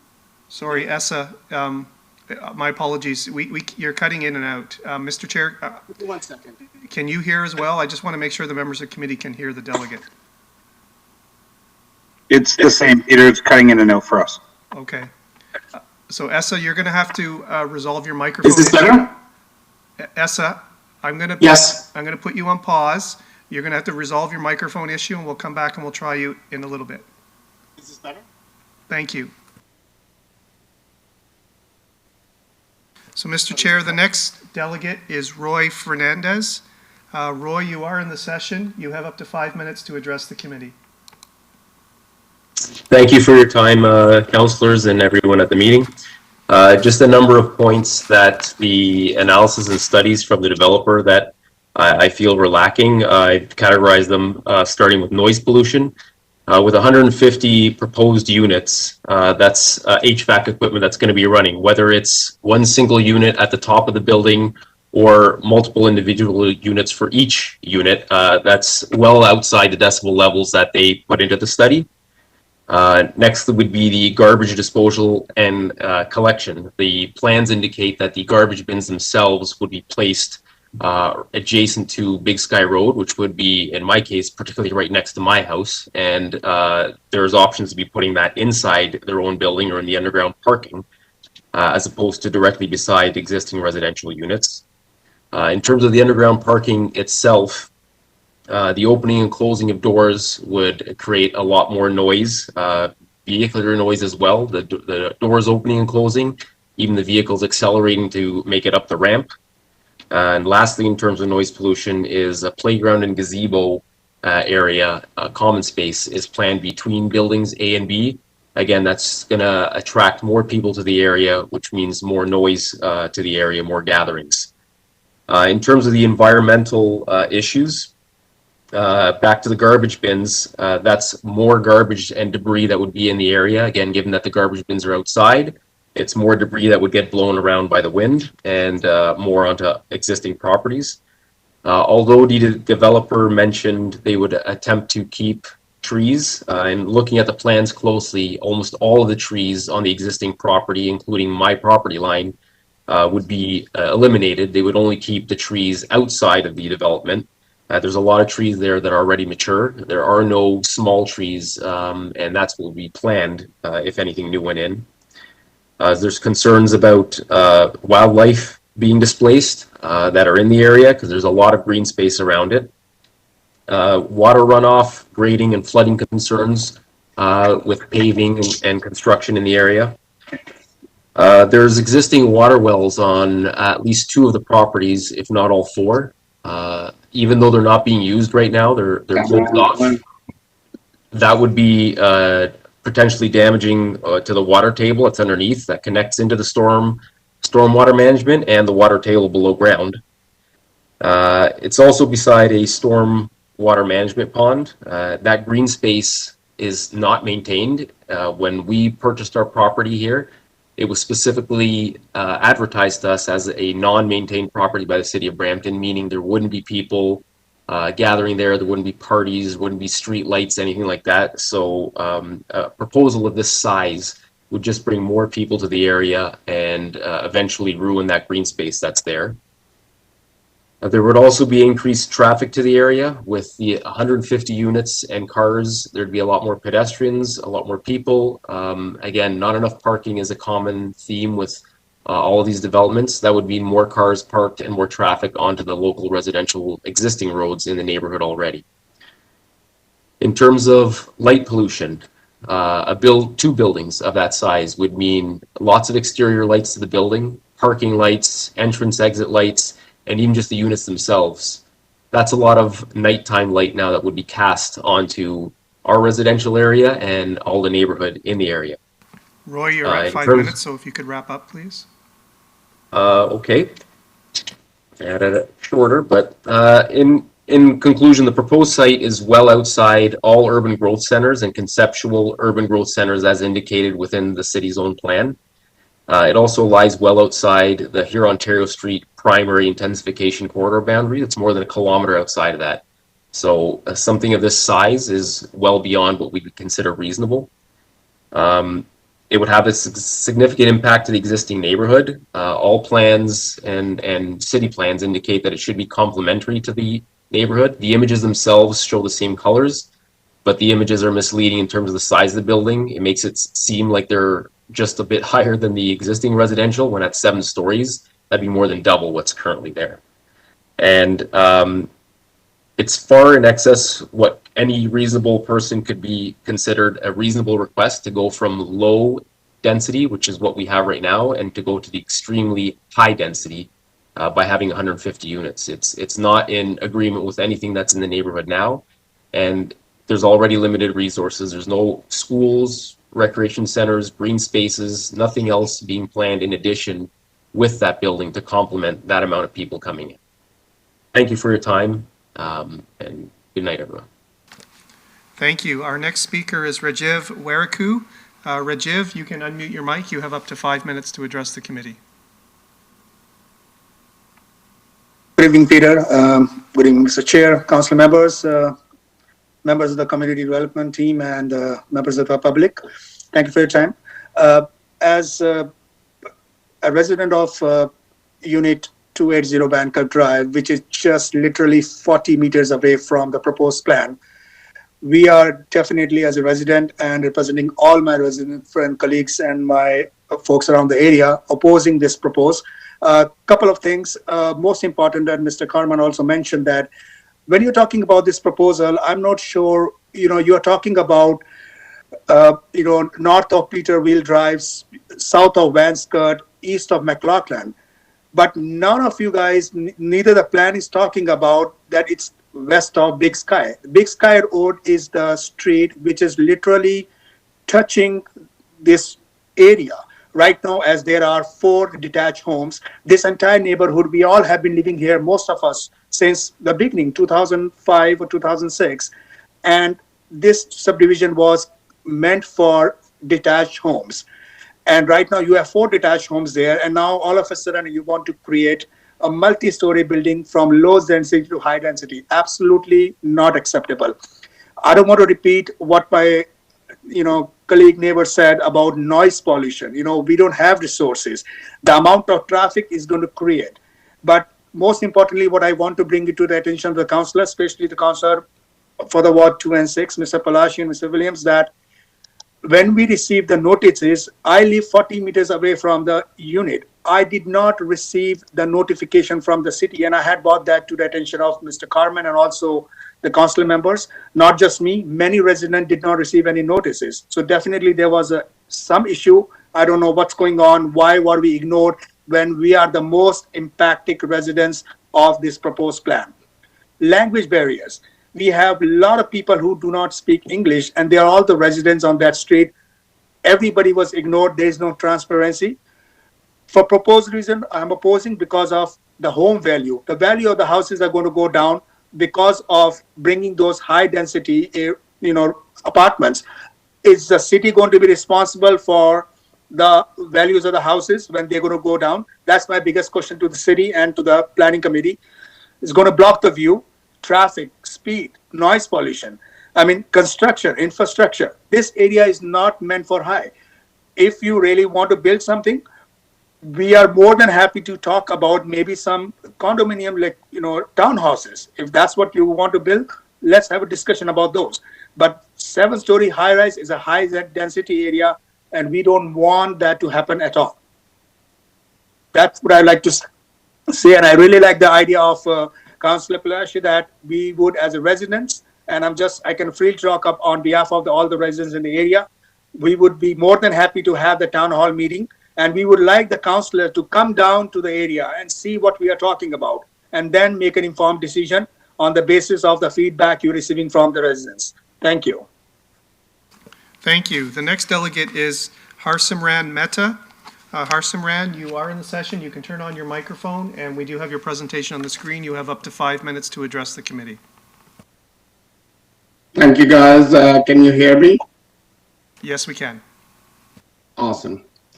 So thanks for the opportunity to be able to speak and share my opposition to the plan. I'm sure everybody, or I can speak on behalf of all the residents, that we would not like to spend time to attend this meeting here.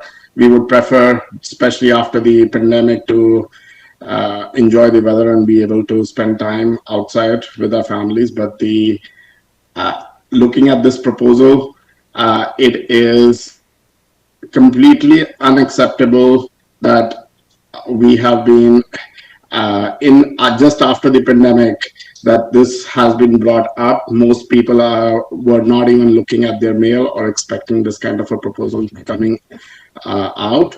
Can you go on to the next slide? I have listed down all the items that I think, and in consultation with my neighbors, that we think will directly impact us. And definitely the home values will go down in the area. The average home value in and around our streets is over $1 million, from $1 million to 1.5, as per the recent sales and purchases. It is going to block your view. No new buyer would want to buy a house where there are 2 twin towers standing behind and people can peer into your backyards. Traffic is already, because of all the construction up north in Caledon, the traffic has gone up on McLaughlin already. Vankirk has become a kind of a speeding zone. Cars are zipping in and out from there. Noise level, no matter what the developer says, every family, every unit is going to add noise, and Roy has already mentioned in detail about the noise level.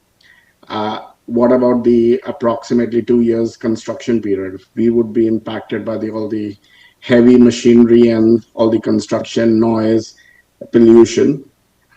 Privacy, I've already talked about. Schools. The city law may say that 240 meters away from the project, but the entire zone, the school zone, gets impacted because all those families will go to the same school, which is the elementary and then the high school and all that. The resources, we as parents know our schools, they are lacking in resources. And I was kind of amazed by the developer's representative saying that bus services or this area is well served by transportation. There's only one line, which is number 3, which runs by McLaughlin. I think so. The frequency is one per hour. And what about the facilities? As a parent of a 6-7-year-old kid, it is difficult to find a spot in any of the Brampton facilities for a swimming class, a skating class. You add another 150 units to it. I don't know where is the plan to extend the facilities. In this pocket, we do not have a park. For my kids to go to a park, we have to cross Van Kirk Drive and walk all the way the other side, and Van Kirk is almost impossible to cross for kids. So there are lots of factors, and these are just where most of the other people have also mentioned. But what about the process? The process, maybe the city laws need to be changed or updated. After COVID, all the communication, as everything is via email, why would we stick only to the letter of that it has to be 240 meters? We had to go door to door knocking, and most of the people did not receive the notice. It's because of few of the neighbors that I came to know. And there's a lack of transparency. Social media or email list, I subscribe to the Brampton email list. It could have been put there and sent out. There are these notice boards put on the streets. Every time there is a change in garbage schedule, it's put there. Why can't this kind of an important thing being said? Harsim Ram, your time is up. If you can wrap up, please. Harsim Ram, your time is up. If you can wrap up, please. Yeah, I am done. I just wanted to bring that to everybody's notice, and thanks for the opportunity. Thank you. Thank you, City Clerk. Just as a reminder, and I'll let you continue, to those delegating, and again, I do know we have a long list. As a reminder, Councillor Palashi did at the beginning of this item, did confirm his request for the applicant and the developer in this case to have a town hall specifically with the residents of the area where you can get more detailed information and have more opportunity to get into the details of the item. So just as a reminder to those, and I'll pass it back to you, City Clerk, for continued delegations. Thank you, Mr. Chair. The next registered speaker or delegate was Francis Pinto. Francis, we don't see in the meeting this evening. And next is Manjit Rahil. Manjit, you can turn on your microphone. You have up to 5 minutes to address the committee. Thank you. I'm a resident of this neighborhood for 14 years. I strongly oppose city proposal for zoning amendment. These 2 apartment buildings will cause traffic and safety problems. It will create even more problems with schools that are already over capacity. It will affect our privacy. So this is an existing subdivision that was zoned for houses only, and the proposed area on McLaughlin Road always have houses.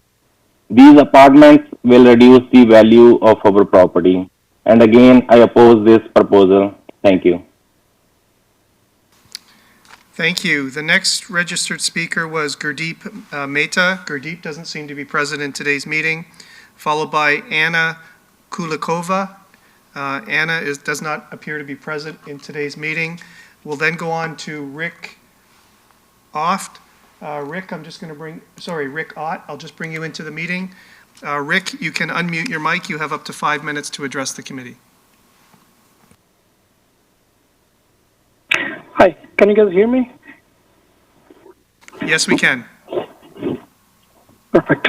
Okay, yeah, thanks for hearing us out. Like you guys mentioned, we're going to have the town hall meeting. I don't want to take much of your time, but like my neighbors going to express their concerns regarding this proposal. I mean, definitely we all are against this. I think we already sent you all the signs and everything.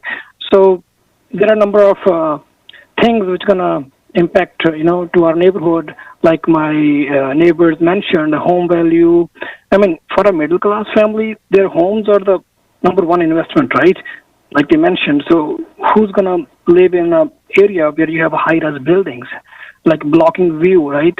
So existing homes, like Raj said, his house is across the street, right? They will be looking in his backyard and traffic.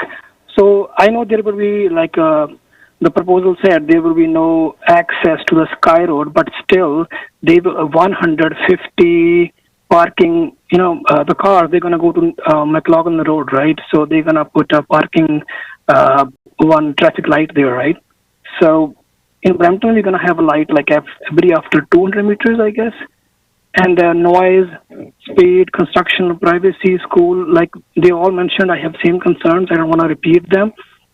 One thing I want to mention is that most of us are immigrants, and we rely on our counselors and our planners, and we expect you guys to be on our side and do the right thing. So, we're going to talk more about in the town hall meeting. Thanks for having me. Thank you. The next registered delegate was Maria Pinto. We do not see Maria in today's meeting. The next registered delegate was Chris Capozzi. We do not see Chris Capozzi in today's meeting. And next is Claudette Bagwan Singh, and there is an audio delegation submitted by Claudette, and we'll bring that up momentarily.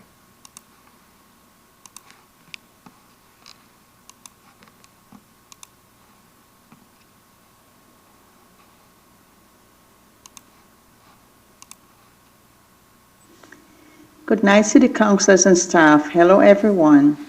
My name is Claudette. To propose high structure will definitely devalue our properties. It will take away our sunlight, privacy, and cause pollution from parking lot in close proximity to our front doors. We purchase our homes because of the landscape of the neighborhood. We now place the onus on City Councilors to prove to us our properties will not devalue. Speed and traffic congestion.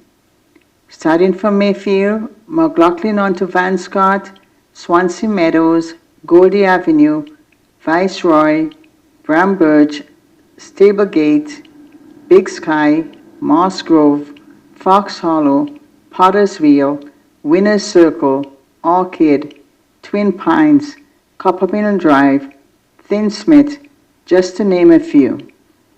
Van Kirk is the main artery for these streets. It's impossible to get out from our driveway at times. Adding cars from these two structures to the mix, it's a perfect parking lot. It's a bus route, also used for Zoom and Brampton Transit bus driver training, and motorbike stunt riding. No speed limit signs are posted anywhere on Van Kirk to protect our children walking to school. Cars are driving at high rates of speed on Van Kirk. It will only get worse. We strive to protect and maintain a safe and secure neighborhood for us, our children, and grandchildren. And for this, I'm saying no to this proposal. Thank you.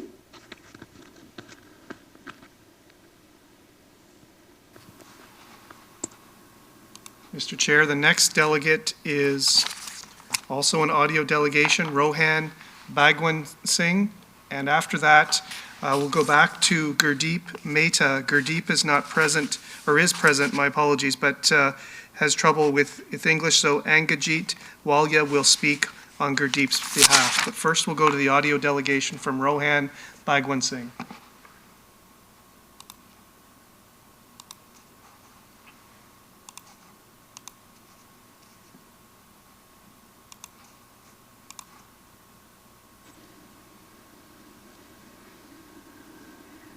Good night, City Councilors and staff. My name is Rohan. Space for 2 apartment buildings with 150 units plus 174 parking spaces are not realistic to accommodate approximately 600 residents. Schools are already full to capacity. Does this proposal also include new schools to accommodate these children? Where are the parks for kids to play? Because our children sure don't have any. All they know is the streets. They are literally running when cars are coming. Suitable space. Brampton have lots of open spaces that are more suitable to accommodate tall structures. Not in our front and backyard. People need a place to live, grow, and play, not to be confined to small spaces. Therefore, I'm saying no to this proposal. Thank you. So, Mr. Chair, the next speaker will be Angajit Walia on behalf of Gurdeep Mehta. Angajit, you can unmute your mic and you have up to 5 minutes to address the committee. Hi, my name is Angajit. I'm speaking for Gurdeep Mehta. He cannot speak English. He wishes to express his opposition to this project, and it will impact his home price, his privacy. He's old, and he doesn't want to, so he doesn't want to have a cast a shadow onto one. It will be an eyesore and visible from everywhere. So he strongly opposes. Thank you for listening Gurdeep's concerns. Thank you. Thank you. Mr. Chair, members of the committee, I'm going to go back to Isa Kwakwish just to confirm if your microphone issues have been resolved.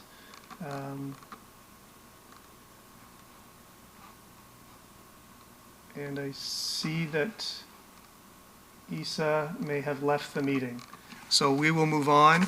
The next registered speaker is Greg Clark on behalf of Linda Clark. Greg, you are in the session and you have up to 5 minutes to address the committee. Hi, everyone. Thanks for the opportunity for allowing us to provide some feedback. First off, we'd like to state our position that we're strongly opposed to these rezoning plans. My family specifically chose to live in this area based on its characteristics: quiet, private, and limited traffic. It's just a premium area backing on a pond, beautiful pond in the area. I think rezoning this area for 150 units in multi-story apartments changes everything about this neighborhood immediately. This will lead to a complete lack of privacy, noise issues, and increased traffic that this area cannot handle. A resulting concern, and a lot of the residents have touched on this already, is the negative impact on property value as a result of these issues, and a complete change to the area we invested our future in. I would like to reiterate that we did not find this proposal reasonable, and I would like consideration be given to the residents in these matters that we're bringing forward. Thank you very much for your time. Thank you. The next registered delegate is Ilda Neves. Ilda has submitted a video, and we'll bring the video up now.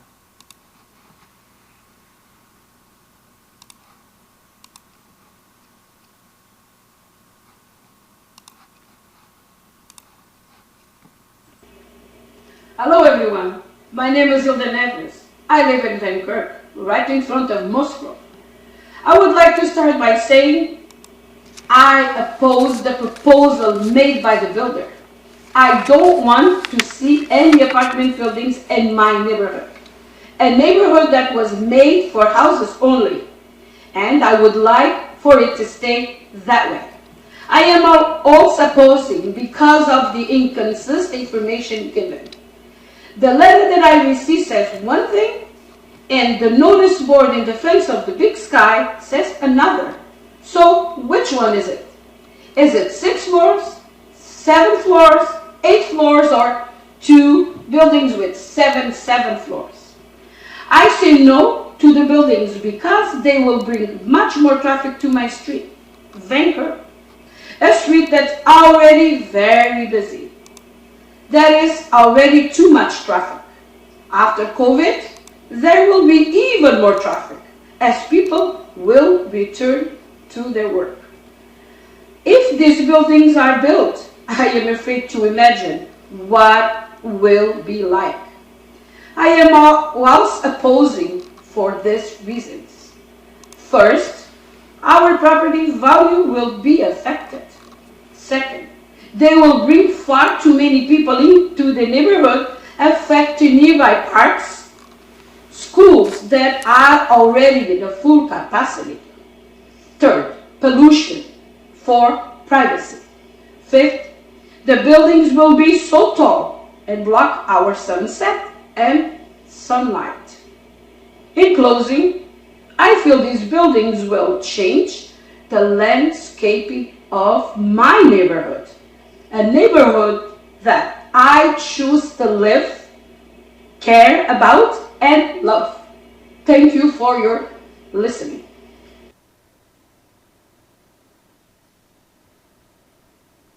Mr. Chair, the next registered speaker is John Charles, who doesn't seem to be present, followed by Ma Ellis, who does not seem to be present, and followed by Vonric Corridon, who does not seem to be present at this point, and Zayan Chowdhury, who's not present, Julia Dennis, and followed by Hai Tron, who both do not seem to be present, and Arun and Deepa, who do not seem to be present.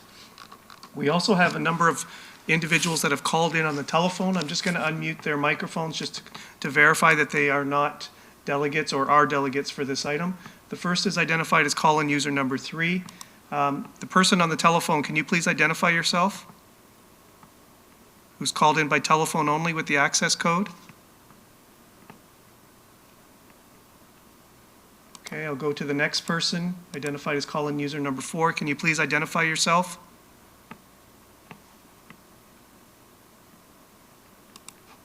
And finally, call-in user number 6. Can you please identify yourself for tonight's meeting? Are you a delegate for tonight? So, Mr. Chair, I'm not getting a response from the persons on the telephone.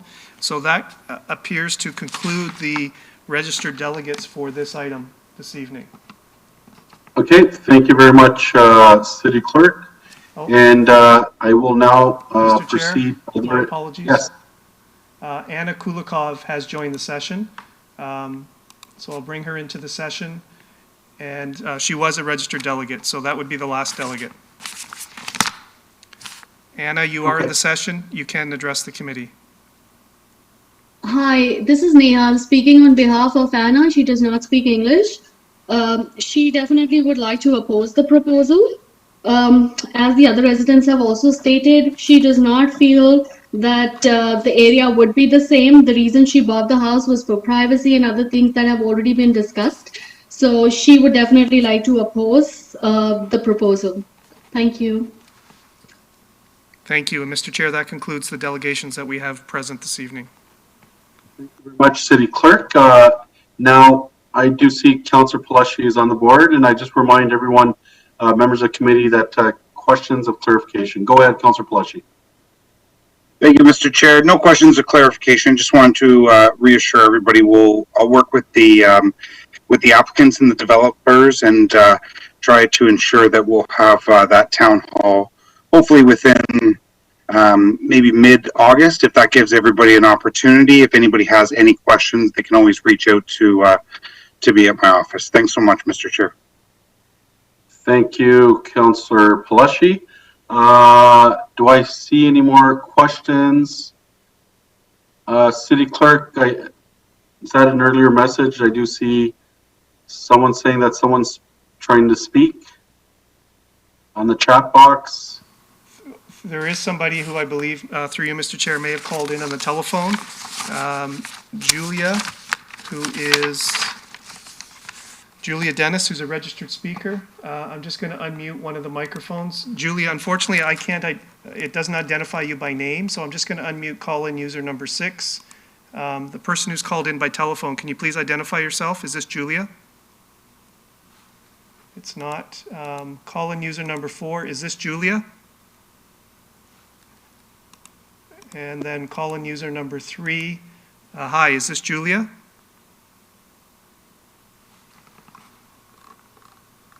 No. Can you identify yourself? Are you here for this item? I'm not sure what user number I am, but I am here listening to the information session. Okay. And you haven't registered to speak to committee on this item? Nope. Okay, thank you. Mr. Chair, I'm just going to check one more time with call-in user number 4. Is this Julia? Julia? No, it's not. Okay. Are you registered to speak to this item? I am not. Okay, thank you. And finally, one last check with call-in user number 6. Julia, is this yourself to speak to this item?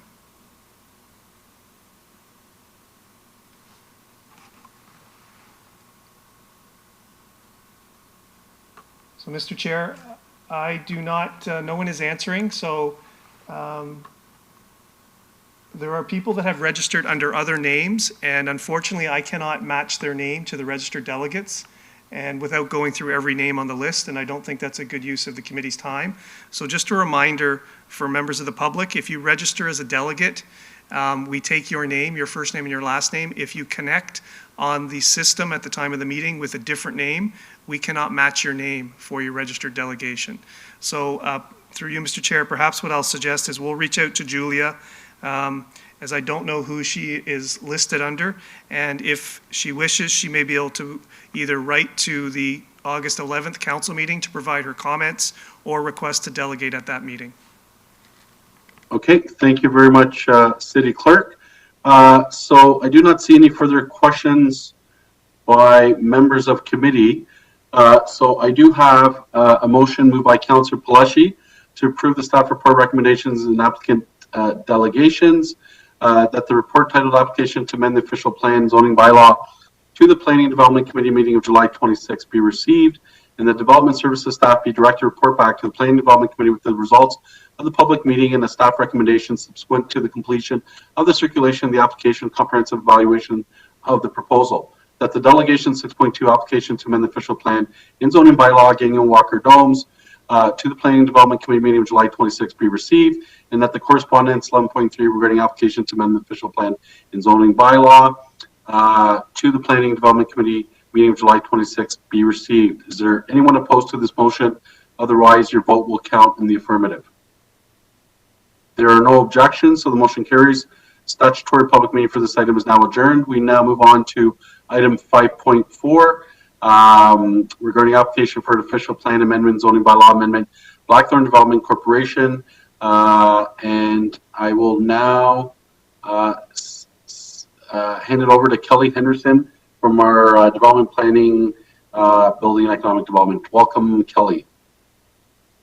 Thank you. Good evening, Mr. Chairman, committee members, and members of the public. My name is Kelly Henderson, and I'm the planner assigned to process and review this application. The purpose of this public meeting is to provide information to the public and seek feedback on the application filed by Blackthorn Development Corp. on behalf of 2706376 Ontario Inc. Next slide, please. The subject property is located at 30 McLaughlin Road South. It's located on the east side of McLaughlin Road and south of Queen Street within Ward 3. Next slide, please.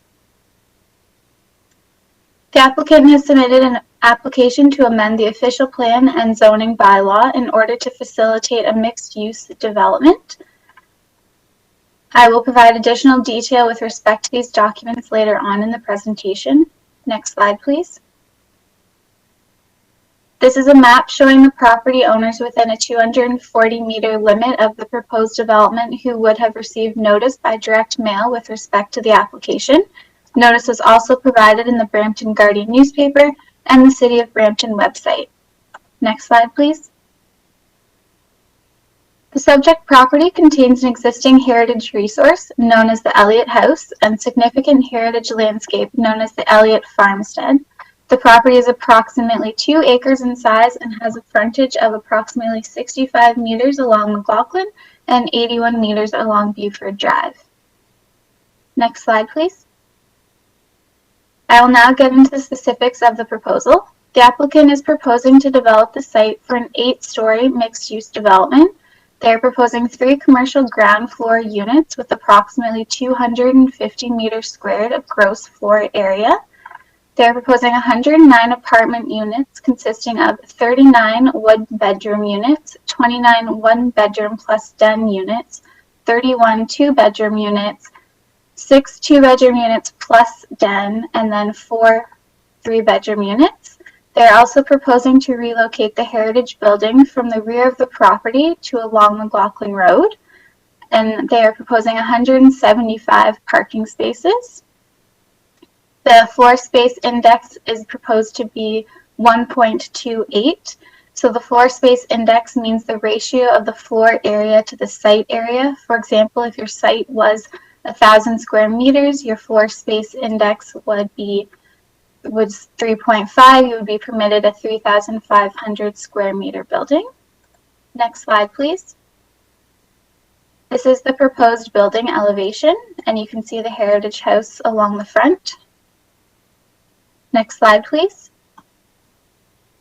Prior to finalizing recommendations to Council, this application will be further evaluated for consistency with the Planning Act Provincial Policy Statement, conformity with the Growth Plan for the Greater Golden Horseshoe, the Region of Peel Official Plan, and the City of Brampton Official Plan. Next slide, please. The lands are designated residential and open space and central area on Schedule A of the official plan and convenience retail on Schedule A2 of the official plan. An amendment to the official plan is required in order to facilitate the proposal. Next slide, please.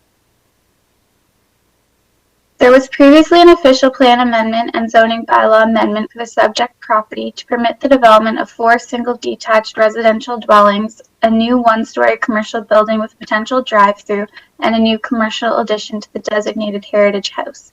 These applications were appealed to the local planning appeal tribunal, but a settlement was made to permit the proposed uses.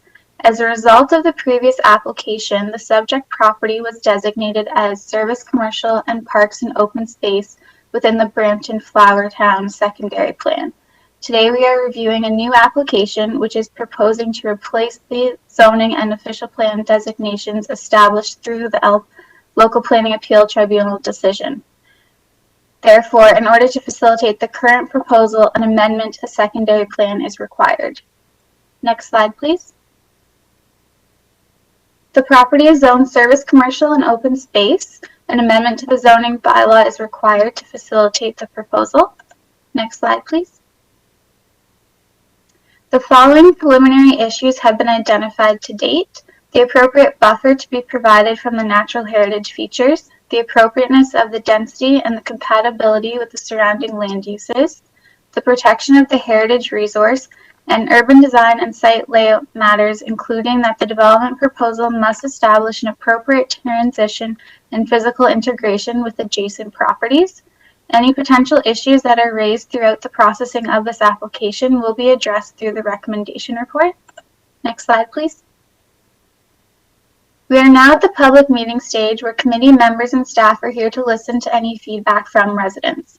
After tonight's public meeting, staff comments received from city departments, agencies, members of the public that submitted correspondence, as well as matters raised at tonight's meeting through the public delegations will be reviewed and evaluated.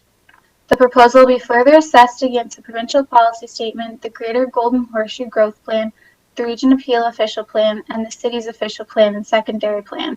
Once the analysis and evaluation is complete, staff will return to Planning and Development Committee with a recommendation report. The recommendation report will address all matters raised by members of the public, external agencies, and other city departments. Anyone that provided their contact information with respect to this application will be advised when the recommendation report will be considered by the committee. Once a decision is made on the application by City Council, there is an opportunity to appeal the decision to the Ontario Land Tribunal. Next slide, please. The report associated with tonight's meeting is available online, and the presentation will be available online shortly. Again, my name is Kelly Henderson, and my contact information is posted on the screen. Also on the screen is the contact information for Maurizio of Blackthorn Development Corp., who represents the property owner. Thank you, and this concludes my presentation. Thank you very much. City Clerk, does the applicant wish to delegate before delegations?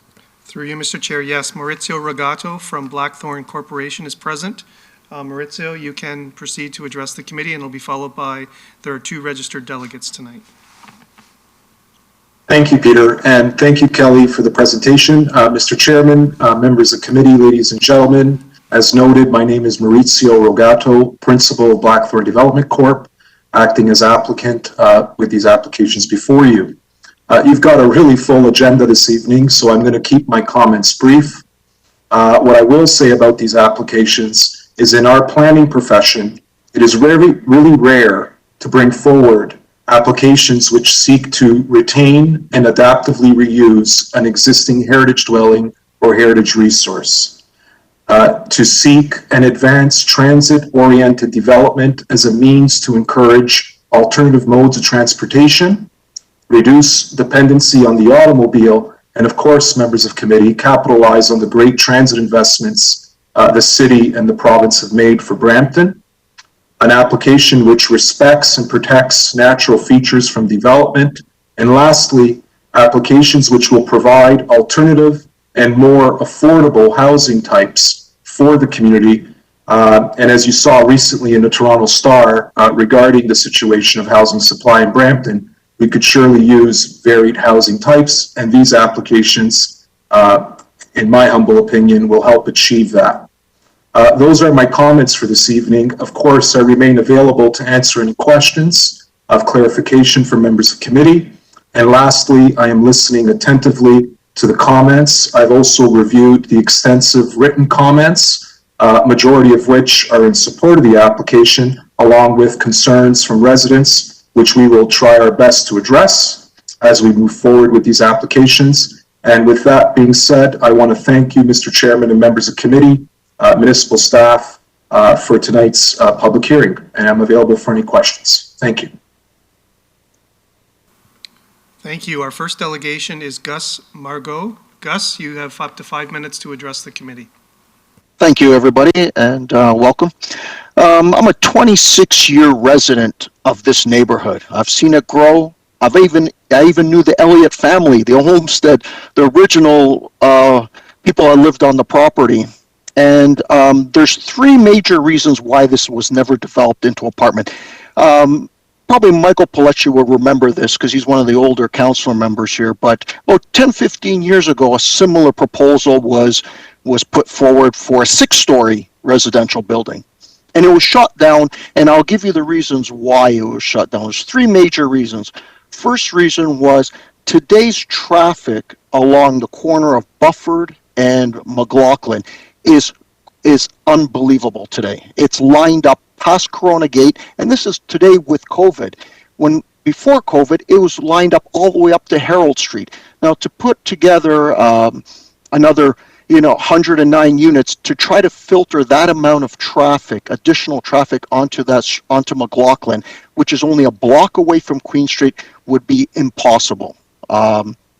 The traffic would, as bad as it is today, would be that much worse, which will cause safety concerns, which is my point number 2.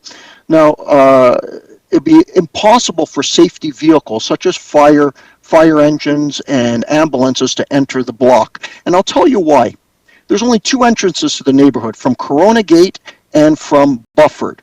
There's a bend around that corner. Now, with the proposal of that building, what's going to happen is, I didn't hear how many visitor parking spots there is, but there'll be visitor parking on that narrow street. It's 4 houses deep.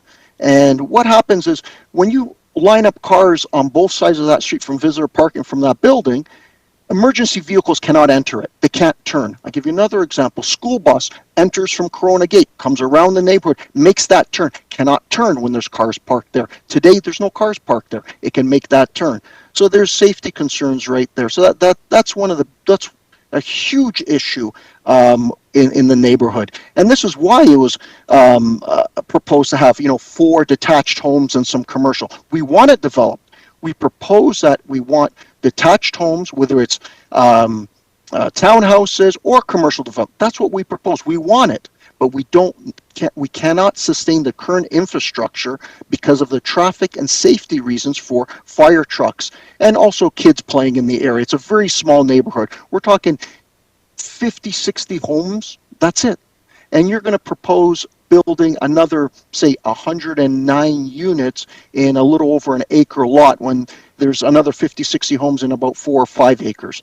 It doesn't really make sense. And again, and the other reason also, so that's traffic, safety is the 2 biggest. And the third reason why it was the original proposal of the multi-story unit was shot down many years ago was environmental impact. So right behind the property, right behind Elliott Homestead, is a ravine there. It's a beautiful area. There's wildlife. I saw a great blue heron fly out of there. How often do you see a blue heron flying out? There'll be runoff, pollution. There has to be a serious environmental study done with the excavation and things like that in that area, because it's such a beautiful area where it has a stream going through, natural foliage, etc. There needs to be for sure some type of assessment. The other thing I like to say is I would propose a town hall meeting, because unfortunately a lot of the people that live in this neighborhood, I spoke to one resident today, Fernando, who's a hard-working Portuguese immigrant. He says, I don't own a computer. I can't read English, but I want to have my say in this. And I would propose that, whether that we can come together maybe in a town hall meeting with Blackthorn, with Kelly and the regional councillor, Medeiros, and listen to some of the residents, because a lot of them, I'm the only one, maybe one others that been delegated to talk. And that's pretty much all I had to say. So those 3 main reasons was traffic, safety with the school buses, emergency vehicles, and also the environmental. Thank you. Thank you. The next registered delegate was D. Bhattacharya, who is not present. And Mr. Chair, we do have another person who is on the line, Lucy Clayton, who has an interest in this particular proposal and would like to request to speak to council on this proposed statutory public notice item. So Lucy, I'm going to bring you into the session. You can unmute your mic, Lucy, and you have up to 5 minutes.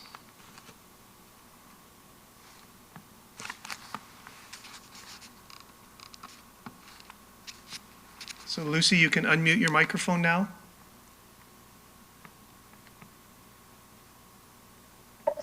There you go. Can you hear me? Yes, we can now. Okay. Hello. I am here to represent 25 of our residents on our street.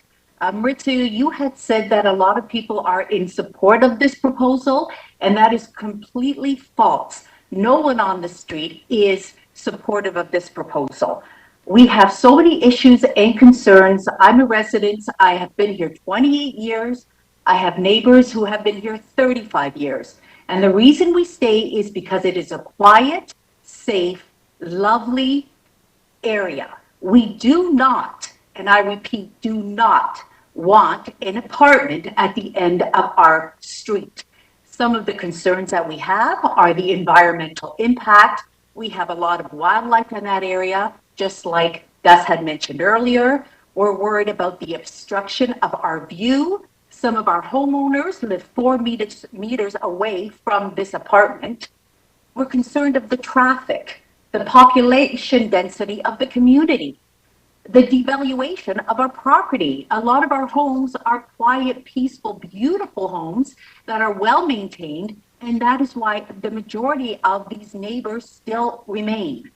We don't want extra noise. We want a safe place for our children to play, ride their bikes, skateboard. We have a lot of elderly on the street that walk around the street constantly for exercise. That's all we need, more traffic, more congestion that will prevent this from happening. We don't want more pollution. We don't want more garbage and more noise.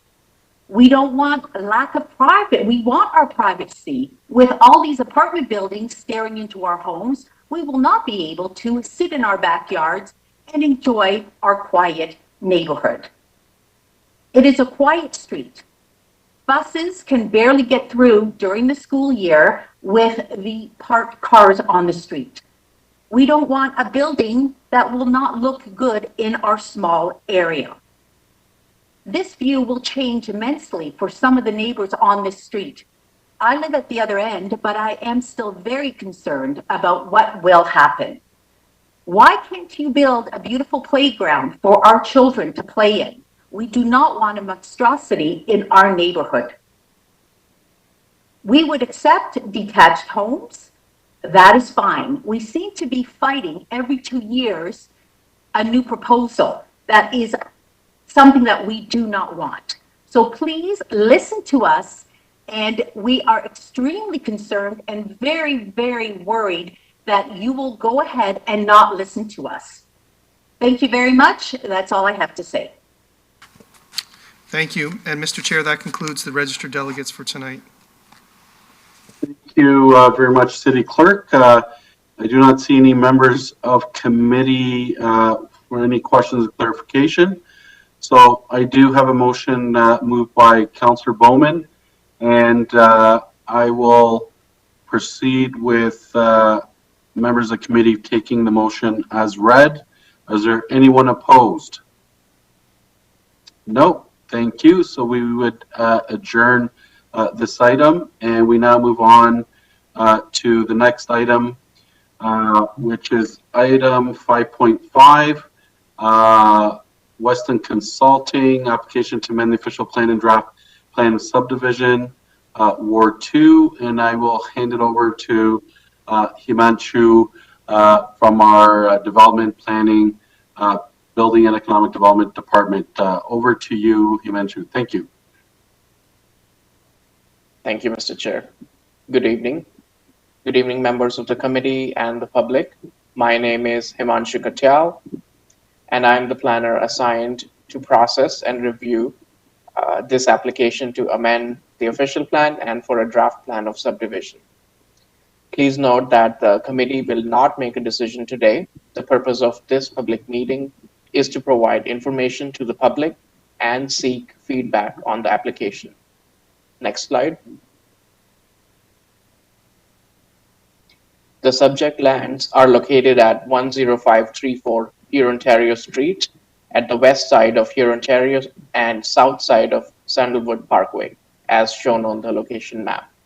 Next slide. The subject lands are currently occupied by a farm complex, a barn, a residential dwelling, 2 garages, and a small shed. Surrounding land uses include existing industrial uses to the west and south, Sandalwood Parkway to the north, beyond which are existing industrial uses, and an existing gas station to the northeast at the corner of Ontario and Sandalwood. And to the east is Ontario Street, beyond which are existing residential uses and a place of worship. Next slide.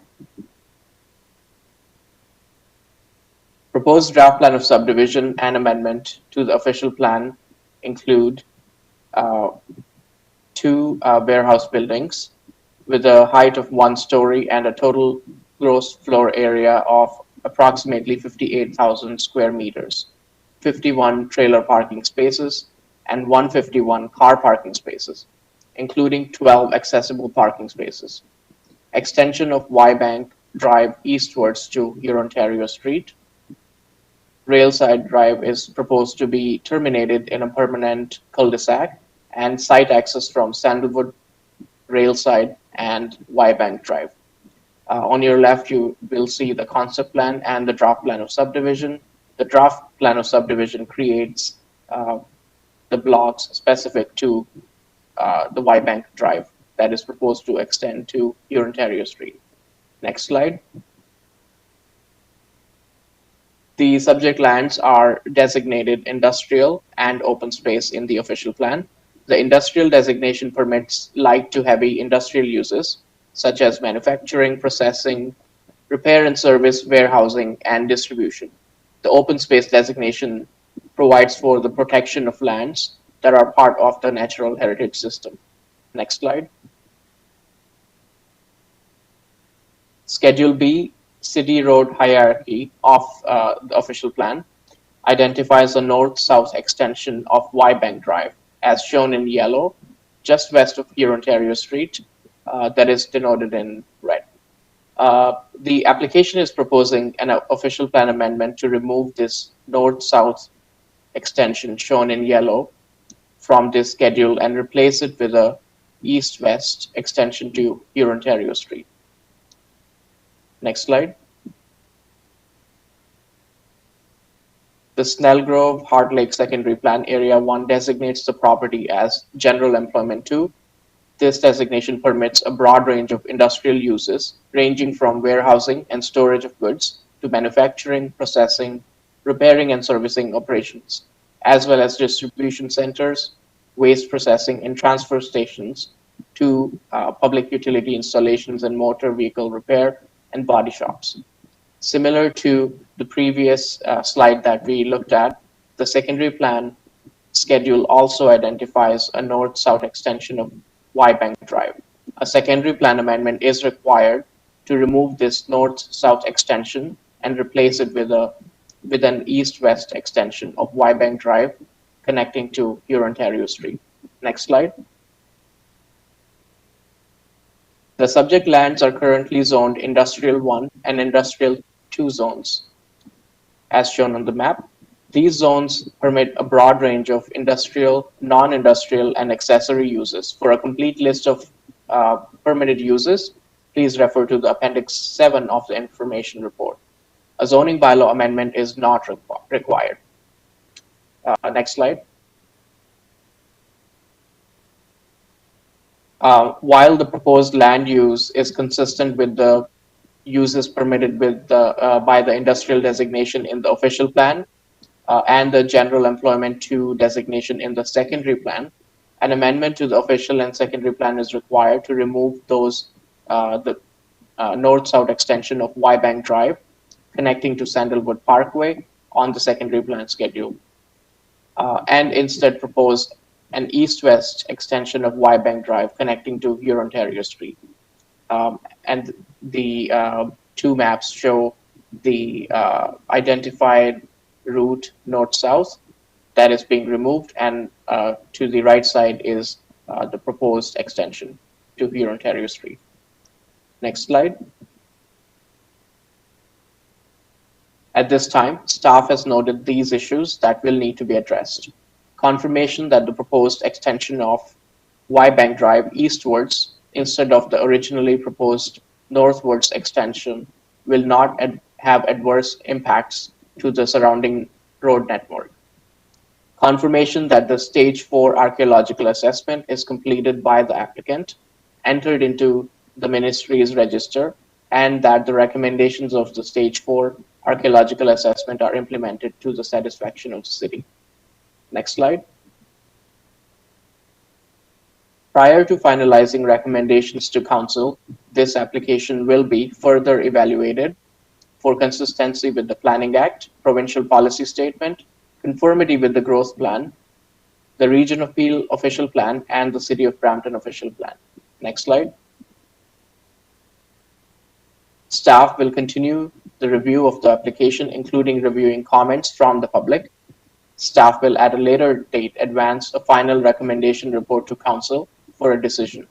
Issues that have been raised will be addressed in the recommendation report. Staff will contact and follow up with any residents who have provided comments through all channels. In this case, we have not yet received any comments. Next slide. The report and submitted materials associated with tonight's meeting are available online. The presentation will be available online shortly. If you have any questions, please feel free to contact myself, my manager, or the applicant. The information is provided on the screen. Thank you.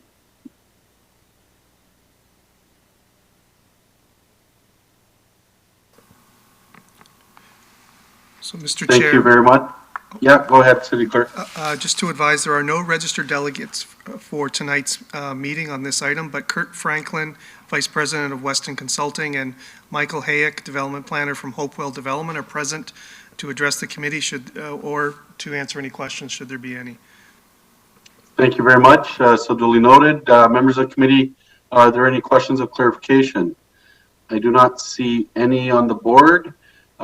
So I do have a motion moved by Councillor Willens, and I will, as members of the committee can see the motion, we will take it as read. Does anyone oppose? Oppose the motion moved by Councillor Willens? I see none, so the motion carries.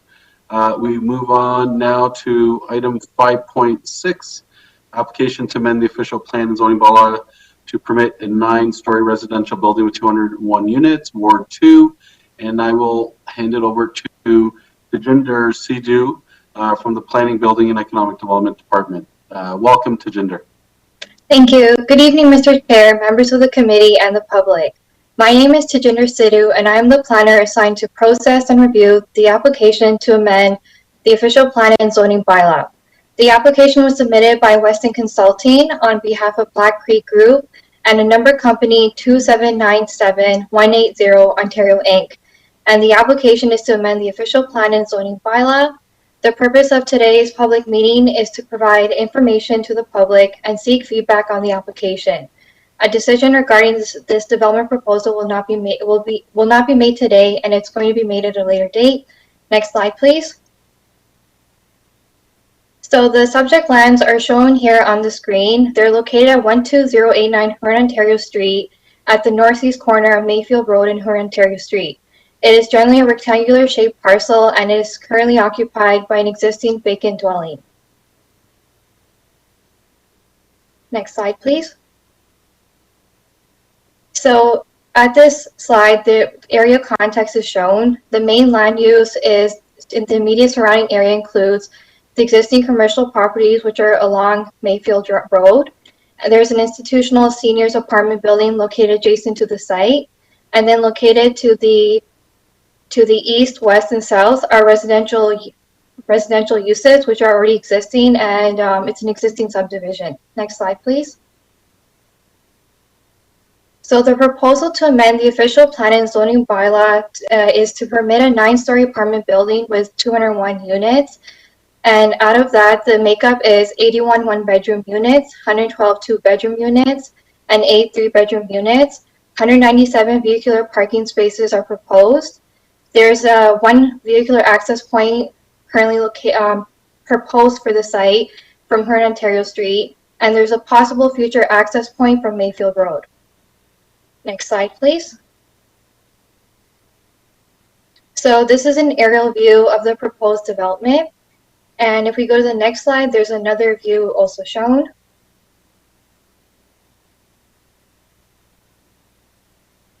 Okay, so I guess this is the only view shown. So this is the aerial view of the contemplated development. And if we go into the next slide, we can start getting to the policy framework.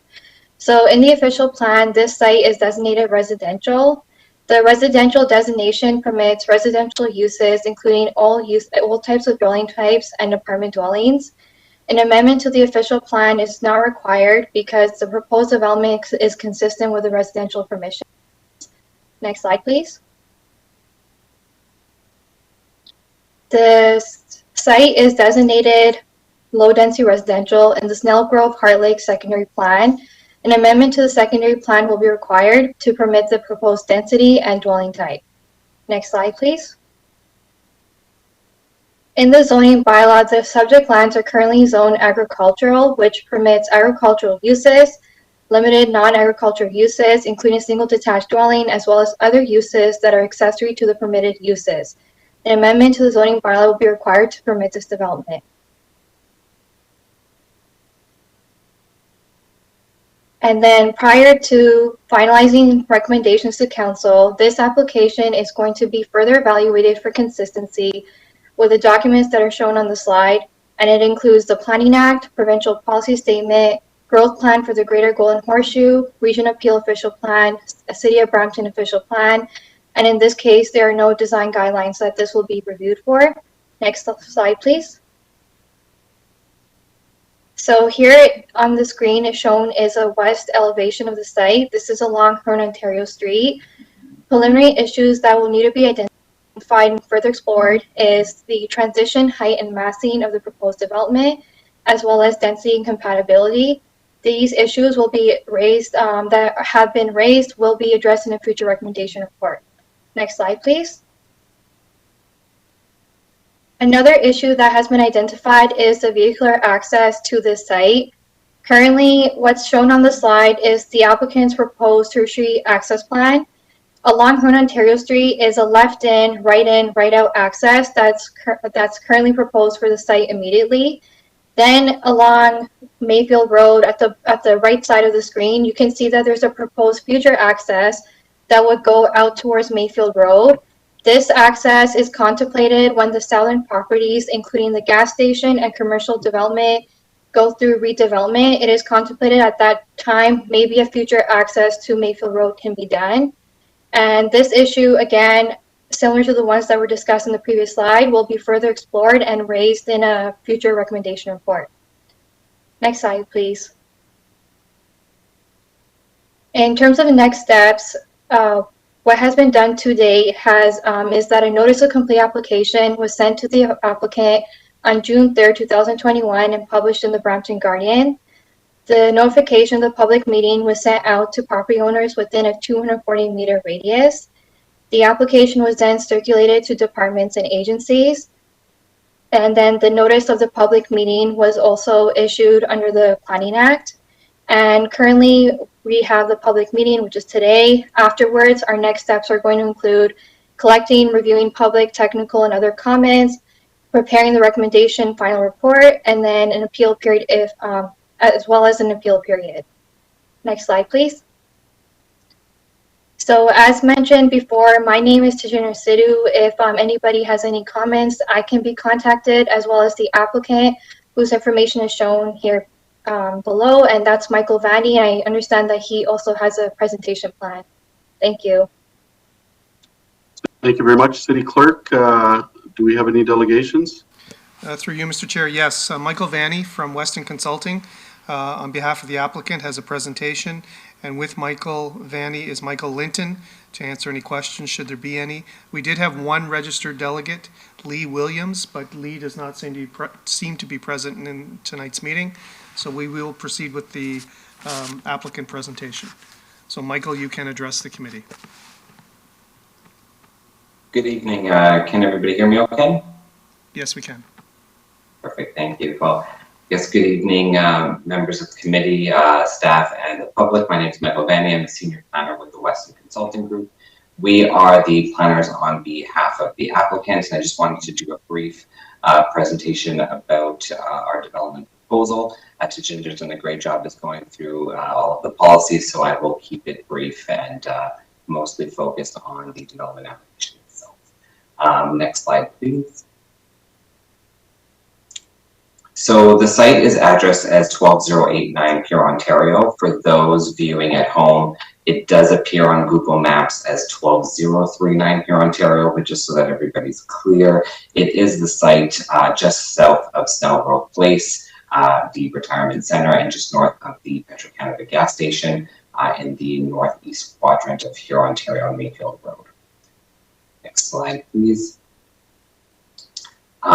Next slide, please. Just given to Ginger's great coverage of the policy context, I just wanted to briefly highlight and touch on the Brampton official plan update that's currently being undertaken. Current versions are contemplating here Ontario as a secondary urban boulevard and a regional rapid transit corridor, which together is envisioned to function as a primary intensification and growth corridor with upgraded higher order transit services to support higher densities as the northern gateway into the city. If you can please skip to slide 8.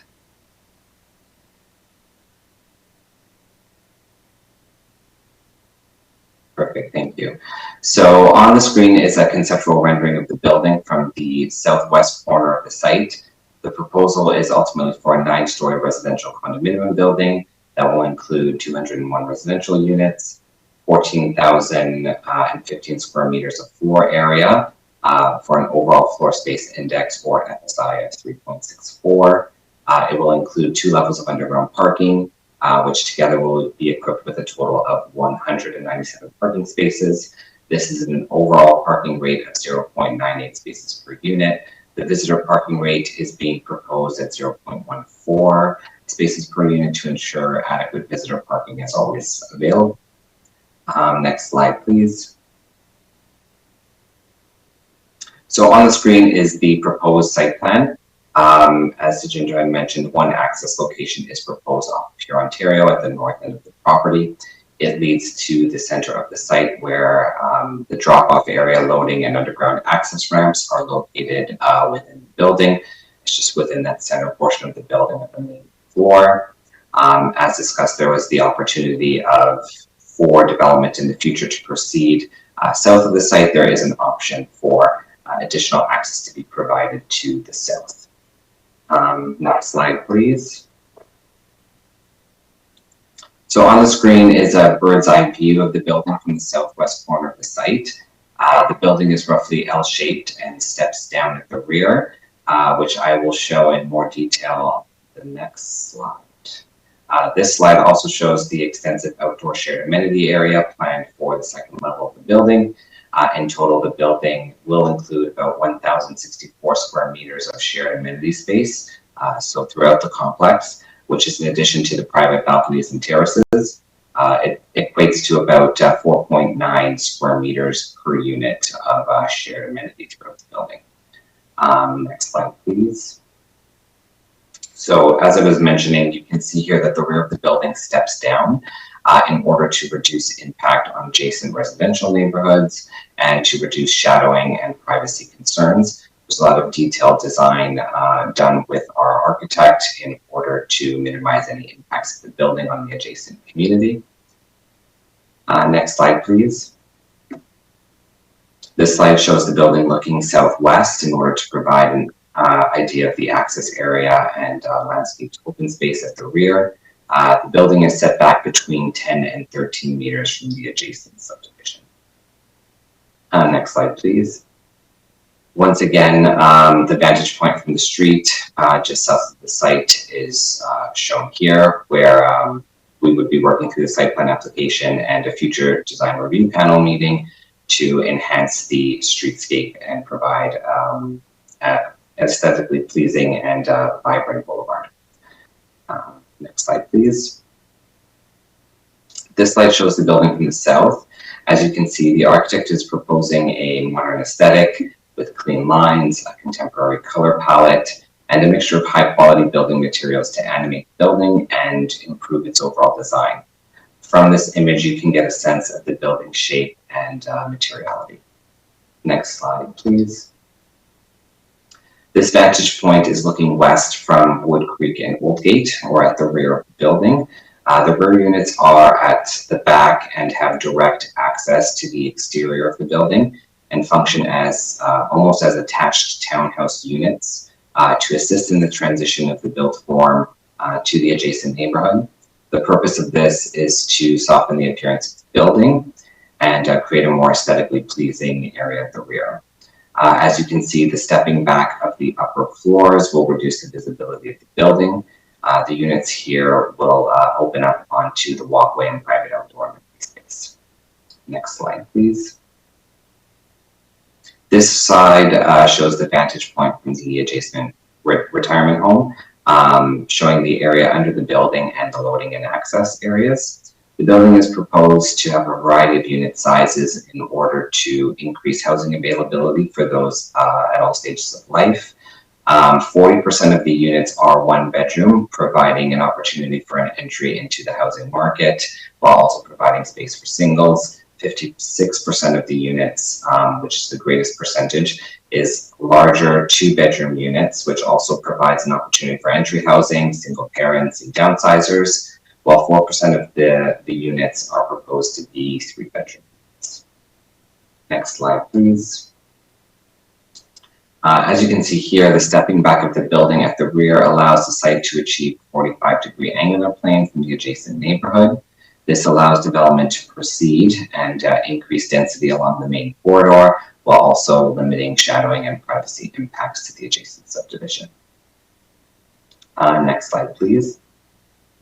So the application before you this evening is different from what was originally contemplated by us and our developer. A public open house was held virtually back in March of this year, prior to the application actually being filed with the city. Notice was delivered to residents within 240 meters of the property and was attended by 9 community members, planning staff, as well as councillors Peleschi and Rawlings. The major items we heard from residents was that they were concerned with increased traffic, pass-through traffic in the stable neighborhood, the density and the overall height. In response to the comments received, we worked with the developer and our team of consultants to reduce the building height, which was originally 10 stories. So it was reduced to 9, which resulted in a reduction of about 3.5 meters in overall building height. We also pulled the building back and introduced a greater stepping in the rear. That was in order to achieve the angular plane that I previously spoke about in the last slide, and also to address some shadowing concerns that were raised. Also, in the reduction of the building height and stepping back of the building, we also reduced the total number of units by 21 and increased the unit breakdown to provide larger units for the community, which was something that was suggested by a few as being optimal for this area of Brampton. And then lastly, we closed the proposed access from the site to Wood Creek Drive in order to remove any opportunity for traffic infiltration into the adjacent area. So the original plan had an access off of Huron, Ontario, as well as access at the rear onto Wood Creek to provide access to the signalized intersection in Newfield. That was ultimately removed, given a lot of concerns from residents about traffic passing through the neighborhood. Next slide, please. So as discussed by Tejinder, the application submitted seek the approval of an official plan amendment and zoning bylaw amendment to implement the proposed development as presented this evening. The site is currently zoned for agricultural uses and requires rezoning to permit any form of development on the site. Future applications for site plan approval and draft plan of condo will be required if and when the applications are approved. That's it for my presentation. So I'm here to answer any questions of the committee. And I'm also joined by Michael Linton, who is an engineer from Crozier & Associates. He's our traffic engineer. So if there's any traffic concerns or questions, he's here to provide a response as well. Thank you very much. City Clerk, do we have any delegations? Through you, Mr. Chair, we do not. Lee Williams was registered as a delegate, but has not showed up to this evening's meeting. Okay, so I'll go to questions from members of the committee. Councillor Peleschi. Thank you, Mr. Chair. Just a question to Tejinder. Tejinder, one of the illustrations showed that the potential for a different access, and I just wondered in the staff report that comes back once it's completed and comes back to committee. Will that identify or will that talk about the possibility of that future tertiary plan with that access?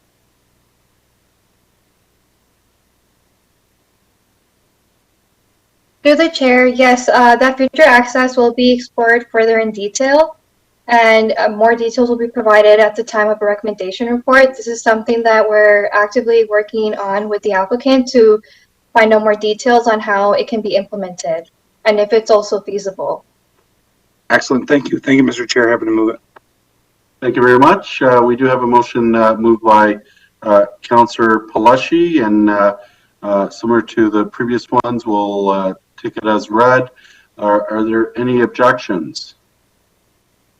I see none. So we move on now to our next item, and I do believe before we move on, and we have finished the portion of public meetings, Councillor Fortini did want to, I believe, move a motion of reopening, and I will hand it over to Councillor Fortini. Thank you, Mr. Chair. Because there was many stuff added to the agenda, I missed that there was one in consent, the 7.7 for Torbrand. I'd like to add it for tonight. I know it was put into consent. I missed it. No, thank you, Councillor Fortini. I believe it was deferred by Councillor Palashi, so I'll hand it over to City Clerk for you to do the votes. I believe we do need 2/3, City Clerk.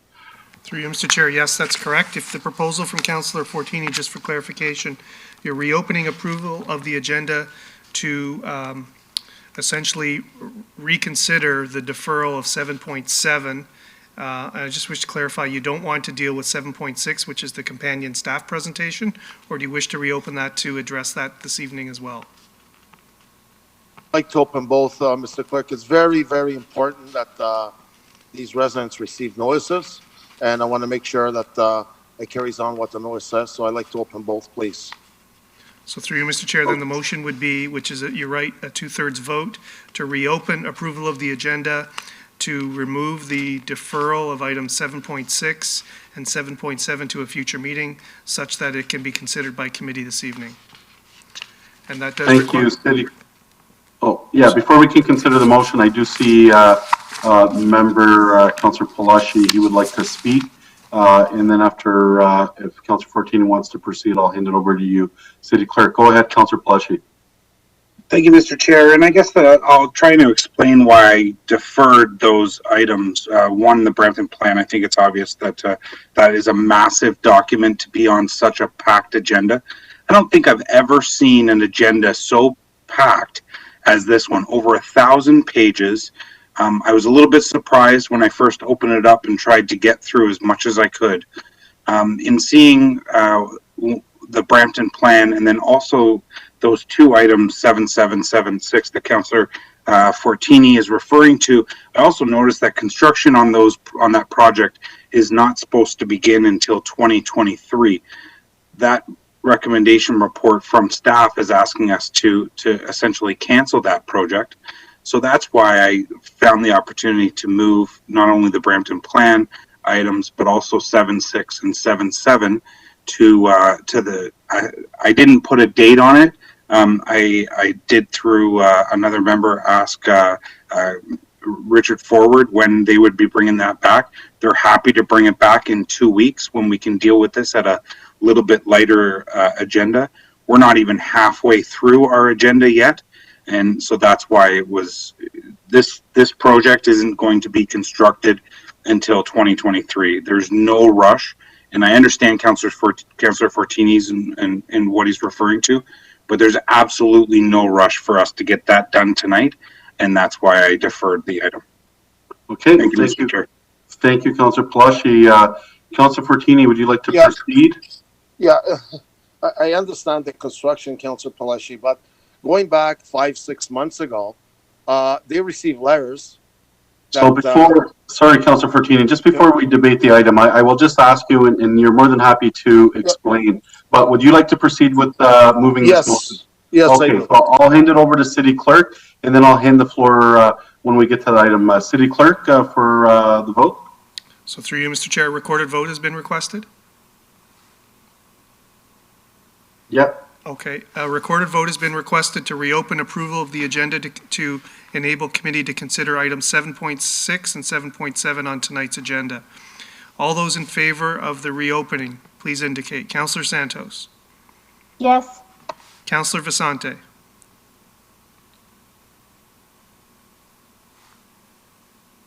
Councillor Vicente.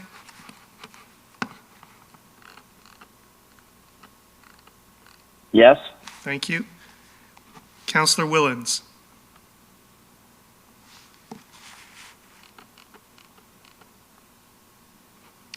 Councillor Willens? Hopefully you can hear me. Yes. Yes. Yes, that's a yes. Thank you. Councillor Palashi? No. Councillor Bowman? No. Councillor Williams? No. Councillor Fortini?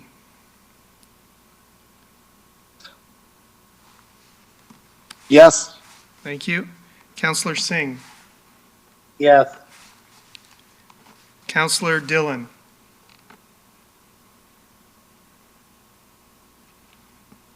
Councillor Dillon?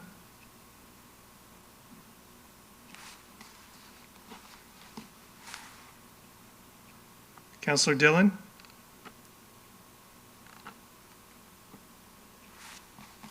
Councillor Dillon is in the session, but he doesn't seem to be, his microphone is muted. Chair Medeiros? Yes. Mr. Chair, Councillor Dillon, are you there?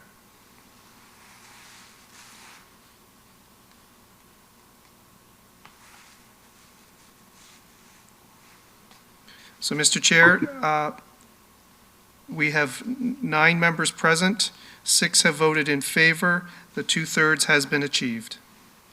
Okay, thank you. And then, City Clerk, do we need, as he's reopening it, he would like to add those, oh, that was already achieved in the motion. Is there anything else we have to do before I proceed with the agenda? That's it. So they're now back on the agenda for consideration this evening. Okay, thank you very much, City Clerk, and we'll proceed. 6.1 we dealt with, 6.2 we also dealt with, 6.4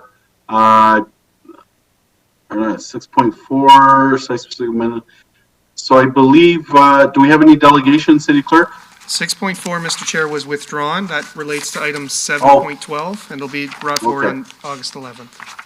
Sorry, point of order. Yes, Councillor Pelleshi, please. I'm just not clear on that, on the last vote.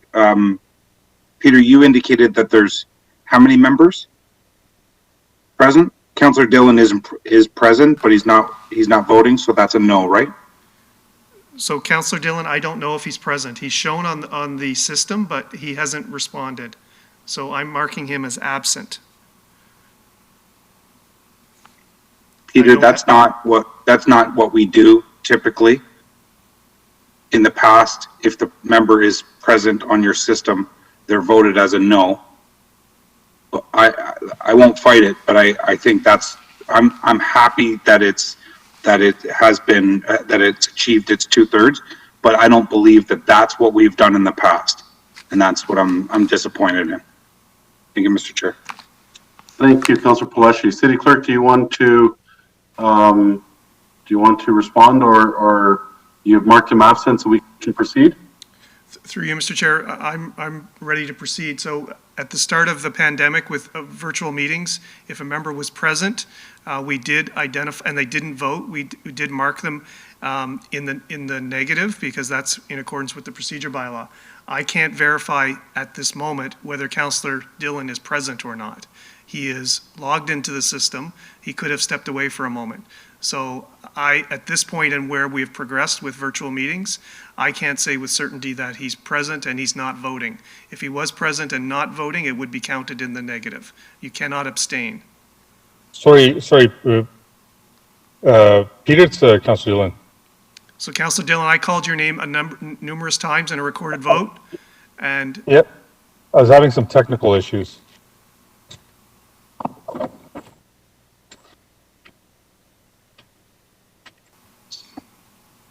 So through you, Mr. Chair, my advice at this point is the vote carried. We can move on unless a member wishes to retake the vote. We haven't gone to the next item yet. Okay. You can add my vote, no? Sorry, Councillor Dillon, would you like to vote? Yeah, I was just having some technical issues before, Councillor Pelleshi. Sorry, Councillor Medeiros. Okay, I will proceed, again, as the City Clerk has advised, I will proceed with the agenda unless anyone would like to take the vote again.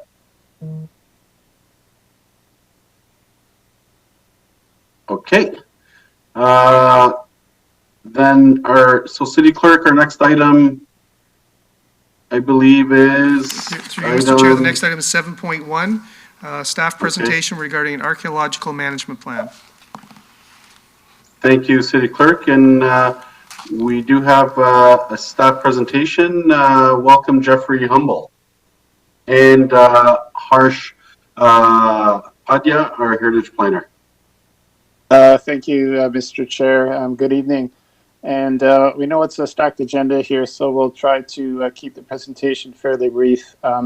I'll just provide the overview. This is a presentation regarding an archaeological management plan. This has already been approved by council as part of the budget. So basically, we're just providing this for council's information, and then our objective is to go to tender later this fall. So on that note, I'm going to hand it over to Harsh Padaya. He's one of our heritage planners. Go ahead, Harsh. Yes, good evening, everyone. Am I loud and clear? Yes, we can hear you. Perfect. Okay, so I'm Harsh Padaya, heritage planner with the City Planning and Design team. The city of Brampton has a cultural history which begins approximately 12,000 years ago and continues to the present. Due to the richness of its natural environment, the region has attracted human habitation from the time of its first peopling of Ontario. The archaeological sites that are the physical remains of this lengthy settlement history represents a fragile and a non-renewable cultural legacy. In recognition of these facts and the provincially mandated role of municipalities in archaeological conservation process, the City of Brampton is gearing up to prepare a management plan for conservation of this archaeological resources. Can I have the next slide, please? We all are aware of the recent discoveries which has revealed identification of mass graves and including adult graves and children. Our deepest condolences to the First Nation community and to all Indigenous peoples grieving this troubling and heart-wrenching news. We honor the survivors, families, and children who never return home. Next slide, please. So in general context, archaeology is defined as a study of past human cultures through the investigation of archaeological sites. In Ontario, these sites can be Indigenous hunting camps and villages, battlefields, burial grounds and cemeteries, and other evidences of past human activities. The Ministry of Heritage, Sports, Tourism and Cultural Industries enforces Part 6 of the Ontario Heritage Act, determining priorities, policies, and programs for conservation of archaeological resources determined to have cultural heritage value. Next slide, please. The table represents a simplified timeline of human occupation of Ontario.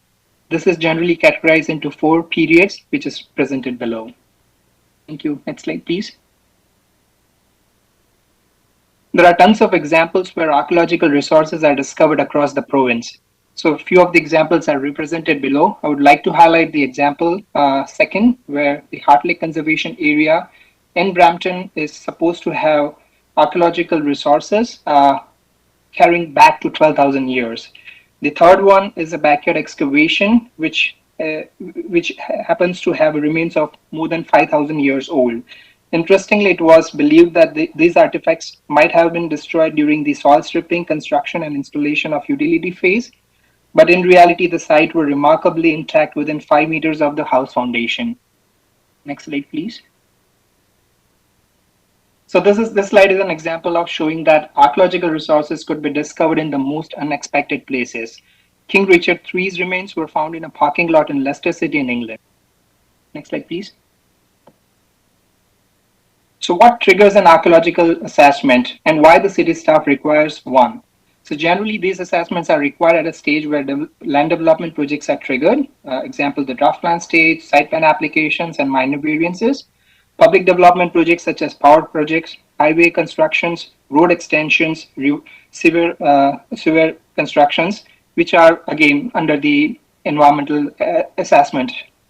The lands owned by the province also requires assessments for the subject property. Next slide, please. Further, the ministry has provided a checklist of around 12 to 15 criteria, which provides an information why and when an archaeological assessment is required. Generally, these are related to the subject sites and a proximity to a registered archaeological site, proximity to body of water, and known cultural heritage resources, including designated and listed resources. The ministry has also provided standards and guidelines for consultant archaeologists to undertake these assessments. There are 4 different stages of archaeological assessments provided below. Next slide, please. Did you know that Brampton has more than 700 registered sites? The chart represents quantitative analysis of artifacts, categorizing them under specific time period. We do have a considerable sites falling under archaic and Paleo-Indian sections as well.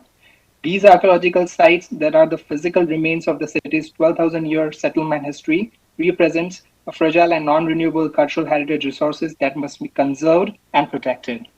Next slide, please. Next. So why we develop an archaeological management plan for the city? In southern Ontario, landscapes have been changed occurring at an increasing rate since 1950, resulting in extensive losses to renewable archaeological resources. Protecting these sites have become especially important. Provincially mandated role of municipalities in archaeological conservation process, which reduces the possibility of unearthing artifacts, human remains during construction stages and further not delaying the process.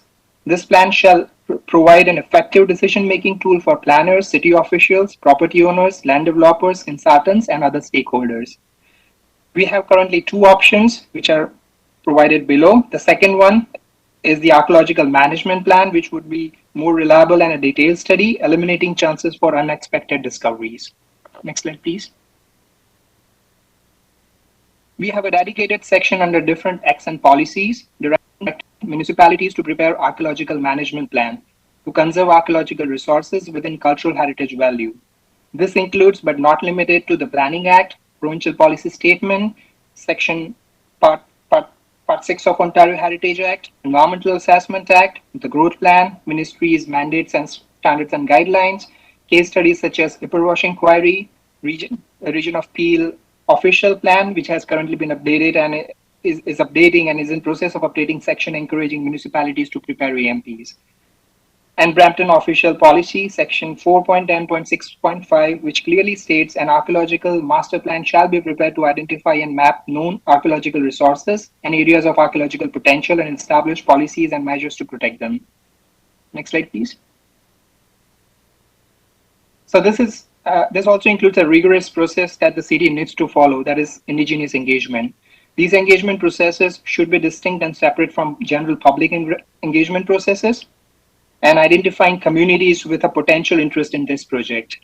For an example, we recently undertook an archaeological assessment stage 1 for Heritage Heights area, which indicated that approximately 93% of the study area is considered to exhibit potential for the presence of pre-contact archaeological resources.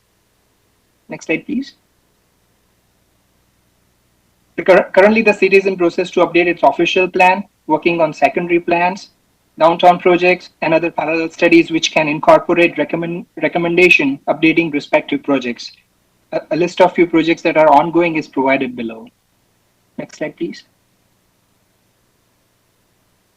So through research and benchmarking, Heritage staff has identified key project objectives like identification of registered and unregistered archaeological sites and formulating a decision-making tool through GIS integration, producing draft amendments to current official plan review and other policies, developing interdepartmental strategy to eradicate loss of archaeological resources at different development stages, provide thematic maps for potential archaeological and heritage sites, and drafting contingency plan for immediate situations and projecting short, intermediate, and long-term planning for conservation of archaeological resources. Next slide, please. So further 3 more slides represents and shows how different buffer layers can be worked out on GIS platform, providing detailed overview of development application requiring archaeological assessment. So this is an example from the City of Toronto's interim report on archaeological management plan. Can I have the next slide, please? This slide shows historic point features demarcated on the map. Next slide, please. And the final buffer layer used to take a potential archaeological call whether an archaeological assessment is required or not. Next slide, please. Development review process and archaeological assessment are integrated into one another. And then there are specific roles at different levels. For example, at provincial level, the ministry requires archaeological assessment reports done by a licensed archaeologist. The development proponent requires a licensed archaeologist to be engaged to undertake the assessment on the subject lands.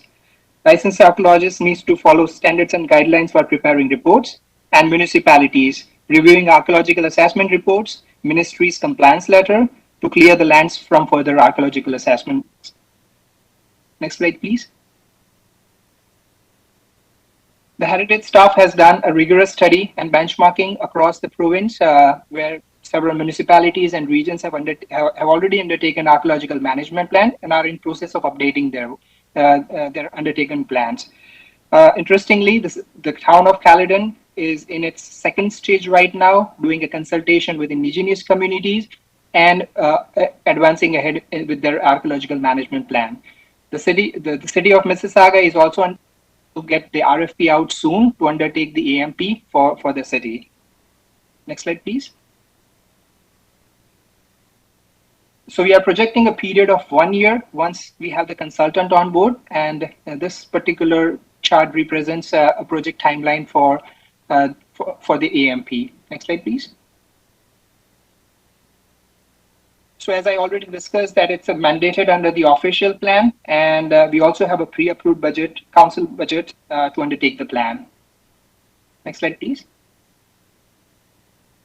And then we have a project charter identifying key personnels under different departments and roles and responsibilities of different staff members across the city. Next slide, please. So we have identified core groups and intermediate groups who will be involving or would be involved as technical advisory committees throughout the project. Next slide, please. Sorry, next slide. Yeah. And we also have identified contributing stakeholders, including Brampton Heritage Board, Ministry, Region, CVCs, TRCA, and many more. Next slide, please. So I'd like to conclude my presentation saying that we generally follow the NIMBYism theory, where not in my backyard generally rules, but in archaeology, it is on the other side, the opposite side. It can be really in my backyard.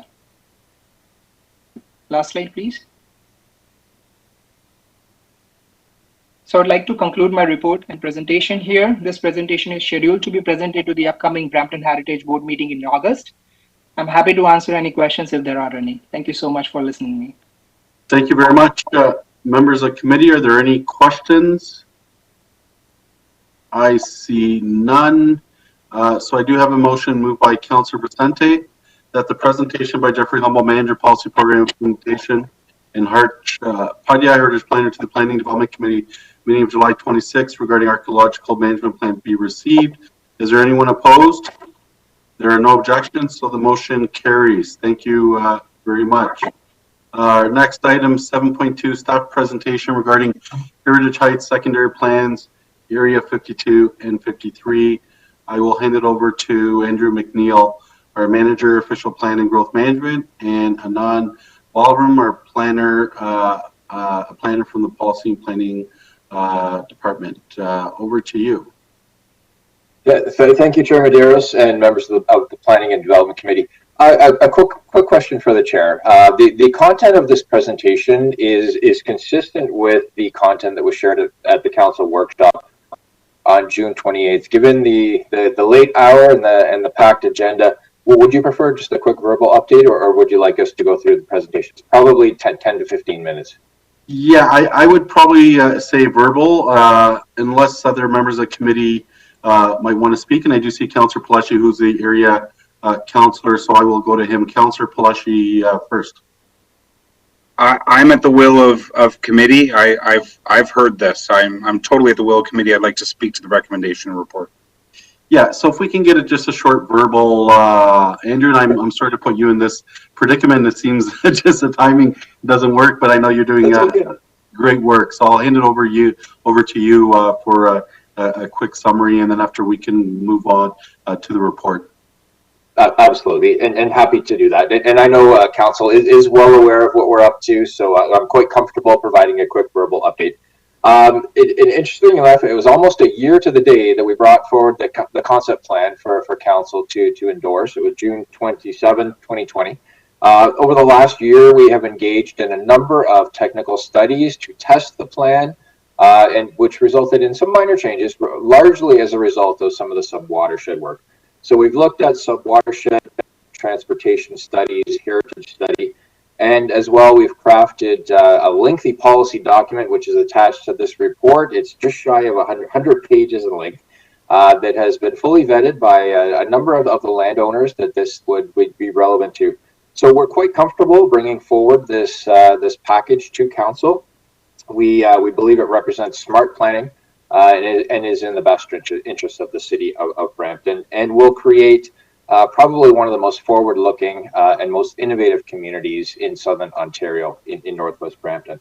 So the key recommendations in the report: number one, we would like to seek direction to call a statutory public meeting in September to obtain public feedback on the draft policy that we have prepared.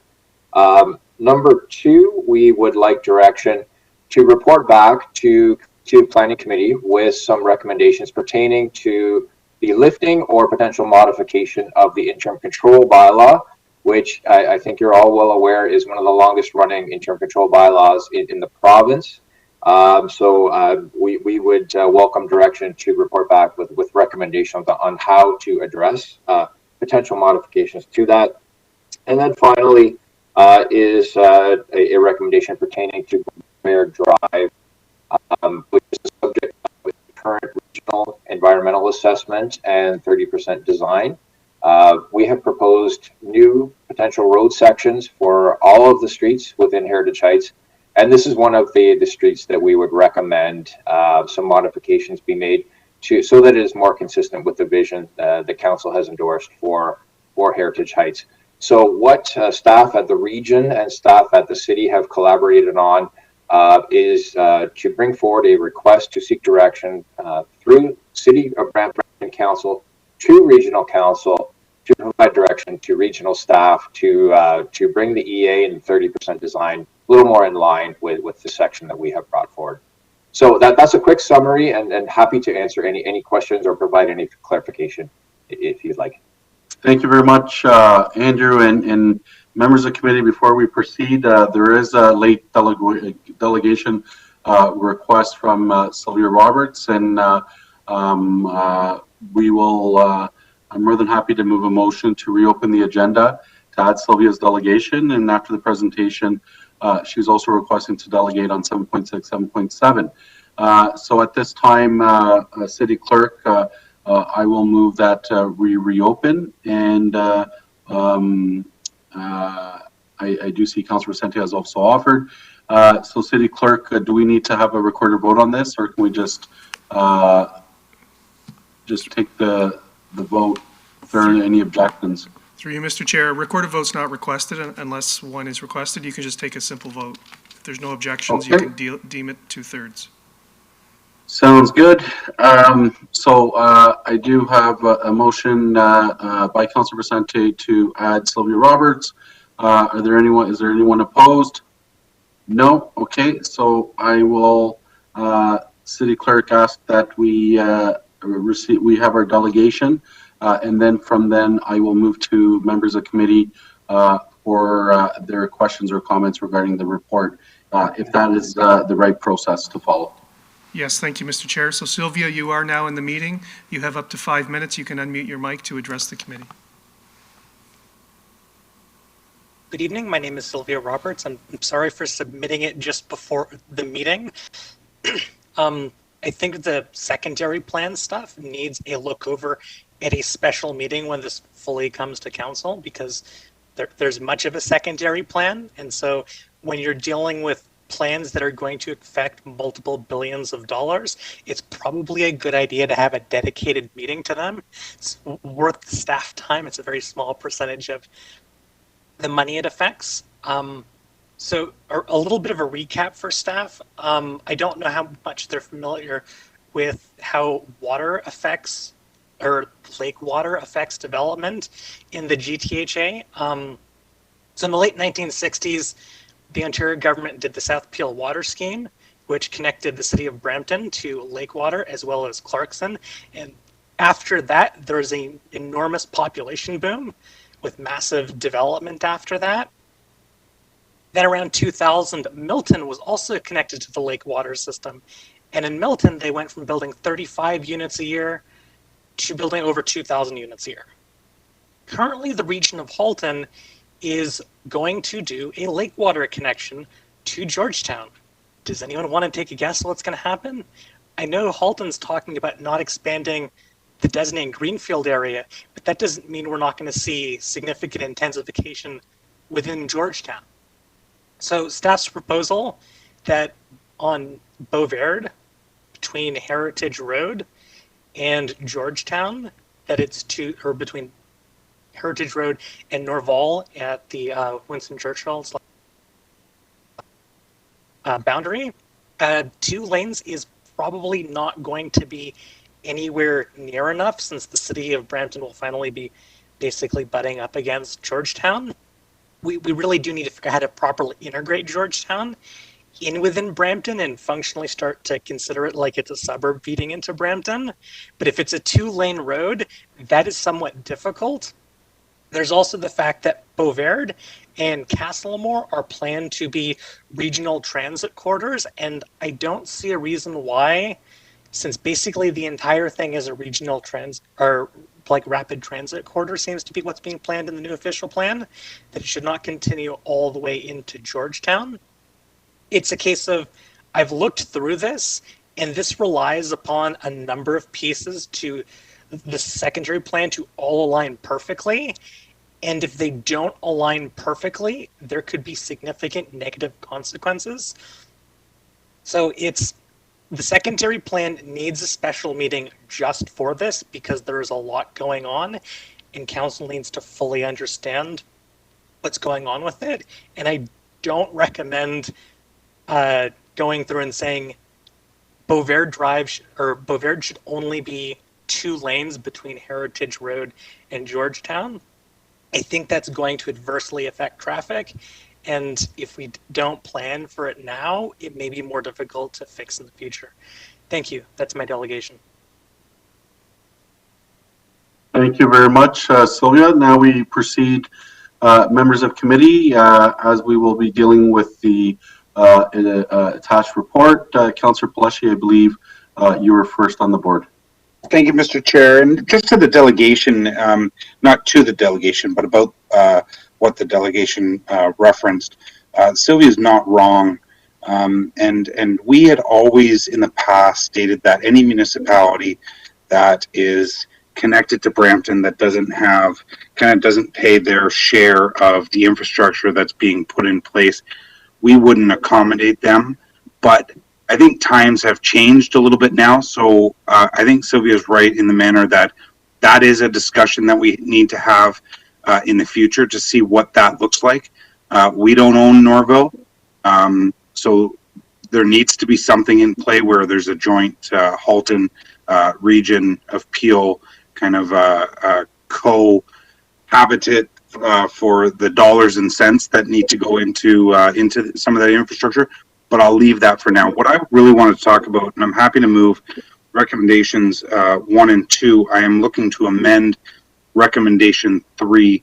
Members of council will know that I have talked about this interim control bylaw many times. It is the oldest interim control bylaw in Canada, and it has come to its end of life many, many years ago.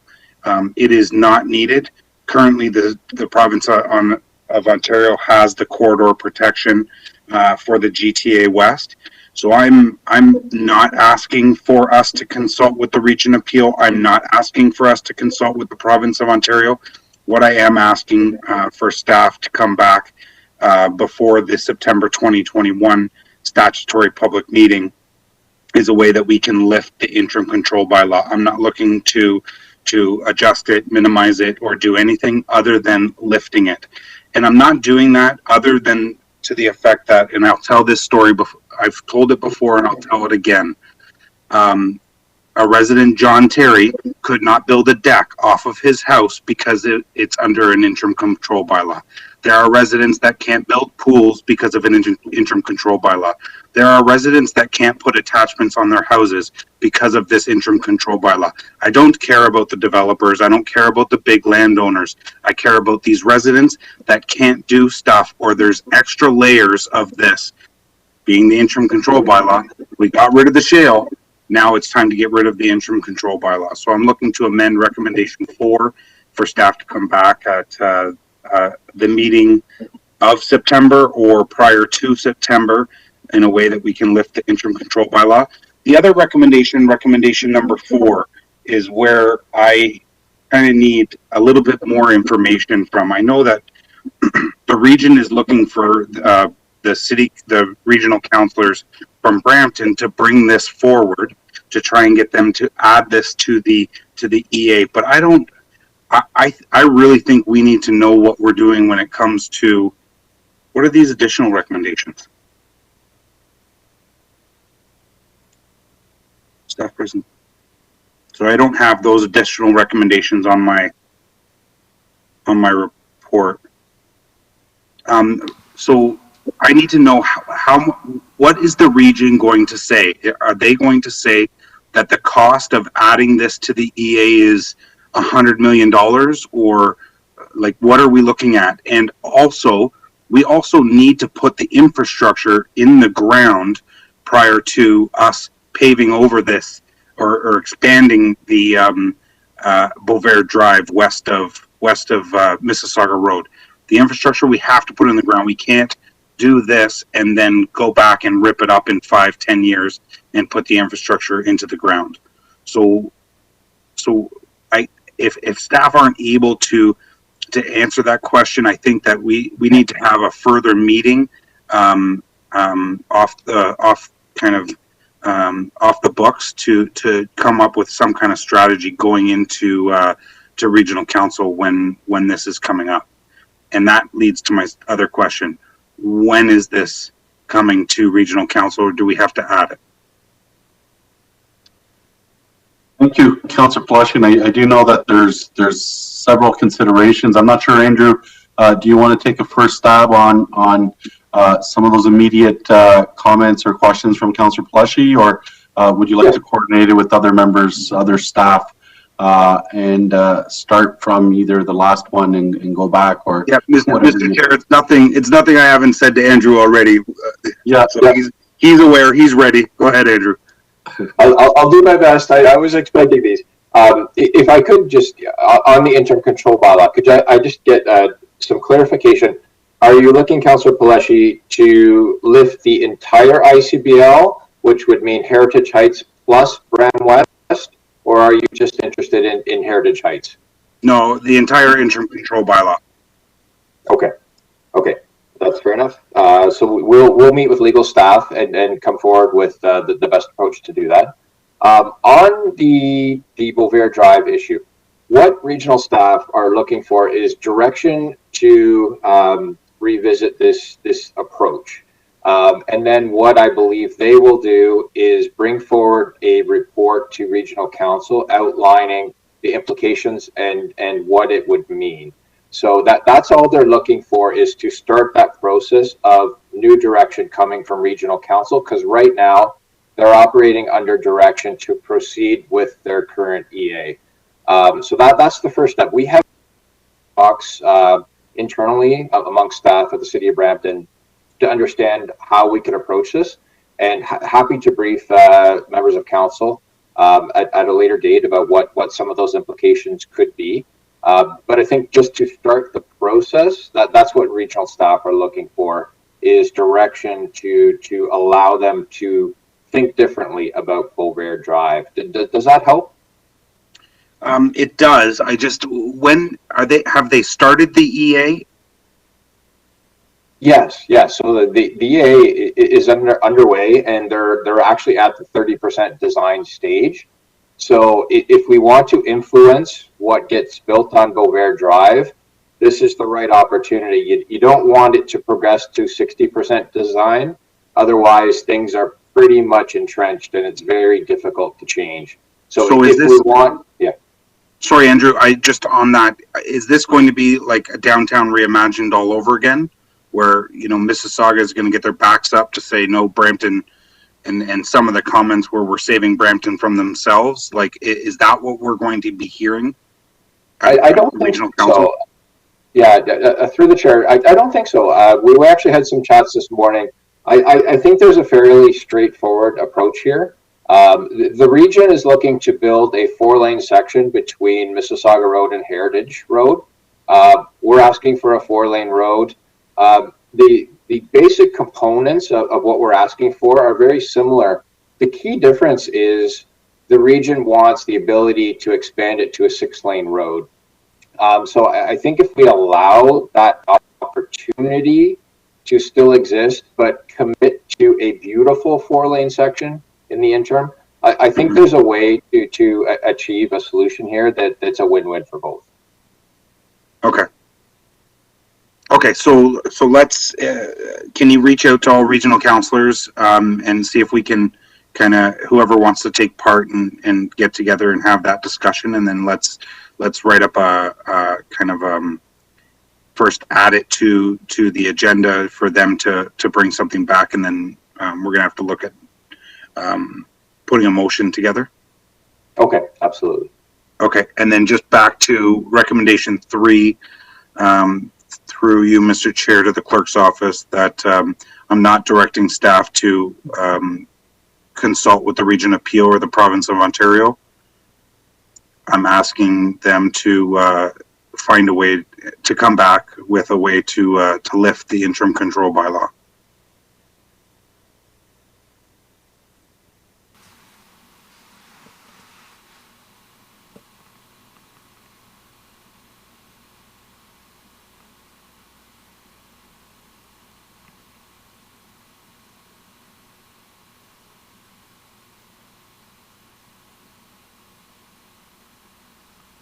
I don't know, through you, Mr. Chair, if there's legal on the call, if they'd like to comment now.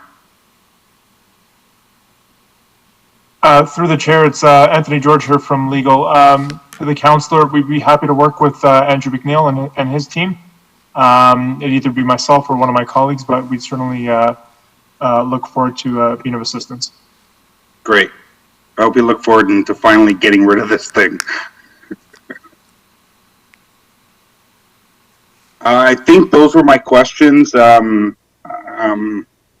did have a request that I know that things are going to probably be changed, and a little bit of additions here, deletions there. I just would like a list of any changes to the draft. I've dedicated a lot of time in looking into this draft, so I'd like to understand what changes have been made prior to it coming back in September, and then prior to approval by the end of the year as well. And I think staff, from the beginning, I just wanted to say that all staff across the organization has done a tremendous amount of work into this. This is something that, we should all be very, very proud of our staff for doing. They've put a lot of time and effort into this.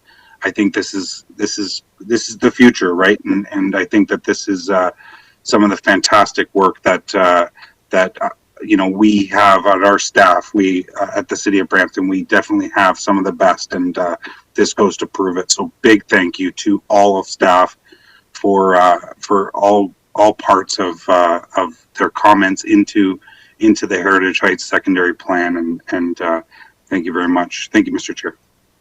Okay, thank you, Councillor Plushy. I do not see any further questions or comments from members of committee. So we do, I will take it as read, and is there anyone in opposition to the motion moved by Councillor Plushy? I see none, so the motion carries. Thank you very much. And I believe our next item is, in fact, item 7.6 now, and I will hand it over to Councillor Fortini. Thank you, Mr. Chair. I just wanted to make sure, I know this is going to be a long night.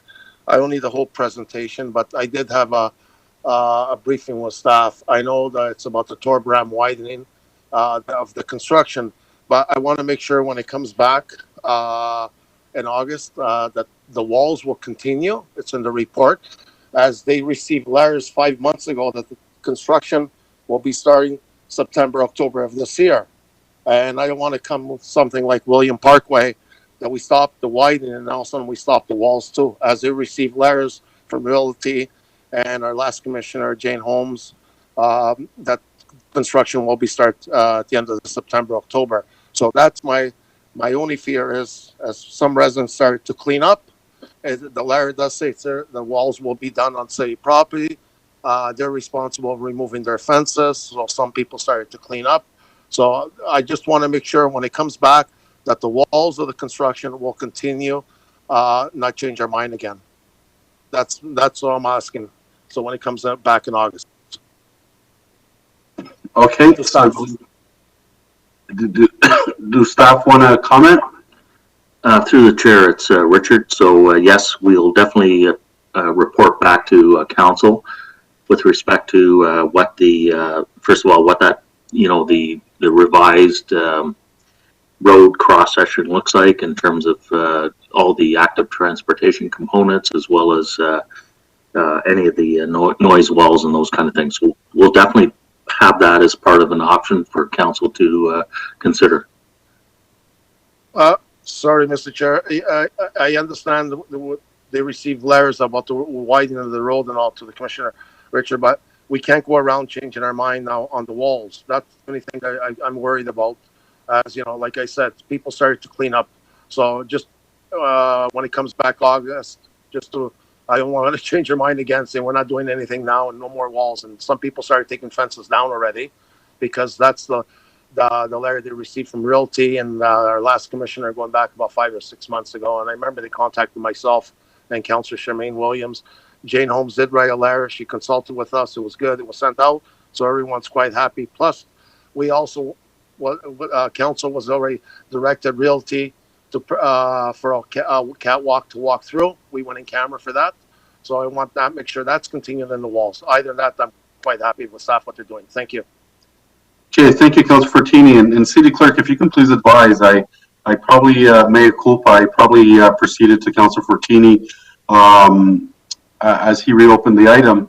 But I do believe there was a component of a staff presentation, and I do see, and I do recall that Sylvia did request to delegate regarding item 7.6, 7.7. So if you can just please just provide some much needed guidance in terms of next steps, as I probably jumped the gun going to Councillor Fortini right away. Through you, Mr. Chair. So yes, so this item was reopened and re-added to the agenda. There is a companion staff presentation, should committee wish to receive that presentation. And then it would be followed by the delegation, the added delegation from Sylvia. And then after that, consideration of the staff report recommendations that are on the screen right now. Okay, and I guess wondering to members of the committee, is there anyone fine with receiving the presentation? Would anyone like to have staff go ahead with the presentation? I'll receive it, Mr. Chair, and we'll do the presentation on the 11th council meeting. Thank you. Okay, thank you. So, City Clerk, then we can, as Councillor Fortini is suggesting, receipt, but we do have a delegation, so I'll hand it over to you to administer the delegation. Thank you, Mr. Chair. So Sylvia, you are back in the session, and you can unmute your mic to address committee on this particular item. Hello, my name is Sylvia. Hi again. So this is not on Torgram Road. This is on the Transportation Master Plan component attached to it.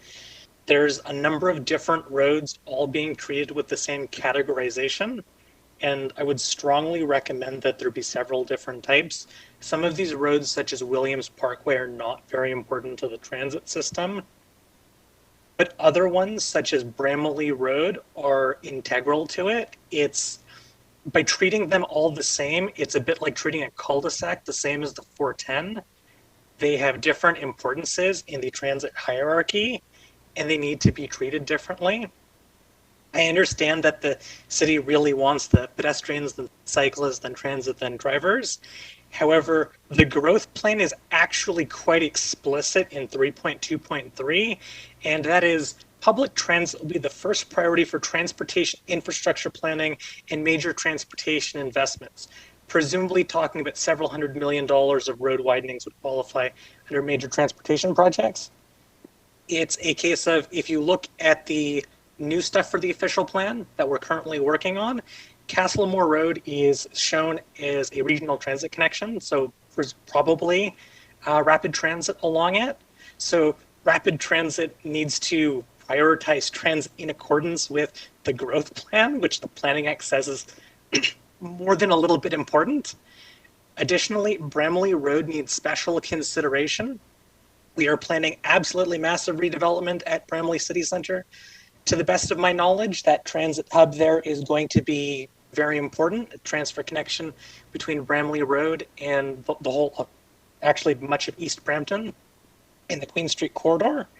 And then the GO station is going to see dramatically improved service. So we are going to see many, many more people want to go there.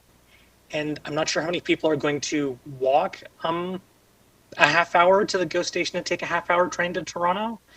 And we're planning major investments. We're planning major growth and intensification around the GO station. This needs to be planning explicitly for rapid transit along it. Depending on how you do your planning for the Bramley Road widening, you can effectively fund the the construction for a BRT segment along it with your roads DCs if you have the utilities all worked out in the correct location. And so then you're putting HOV lanes. I believe you can use your roads DCs for that. And then you can run buses down there in relatively dedicated lanes. And later when needed, remove the medians, and then you have center running BRT. You're going to have the Queen Street BRT and the Steeles BRT, and you're going to have a massive development and significant commercial stuff at Queen Street, and you're going to have a massive transit node going towards Toronto, and probably also a decent sized transit node. It's a case of there needs to be explicit provision for transit along Bramley Road. This is somewhat urgent given that the tunnels going under the 409 are in progress, and we are going to get frequent transit service sooner than we think to Bramley GO. And we need to make sure that the road and transit infrastructure is in place, because we could run into a situation where the province, like, here you go, we've got lots of frequent GO service, and then we don't have, well, we physically cannot transport the people there. And the province is like, okay, fine, we're not going to invest more in transit service because no one's taking it. And that could set us back years for seeing more frequent GO service to downtown and Mount Pleasant and that GO station that we really want in Heritage Heights. So we need to have multiple categories for the criteria. So roads like Williams Parkway and not important corridors like Torbram, it's fine how it is. And then we need ones, for example, like Sandalwood, where we do plan Zoom to make sure transit is properly planned for with Zoom.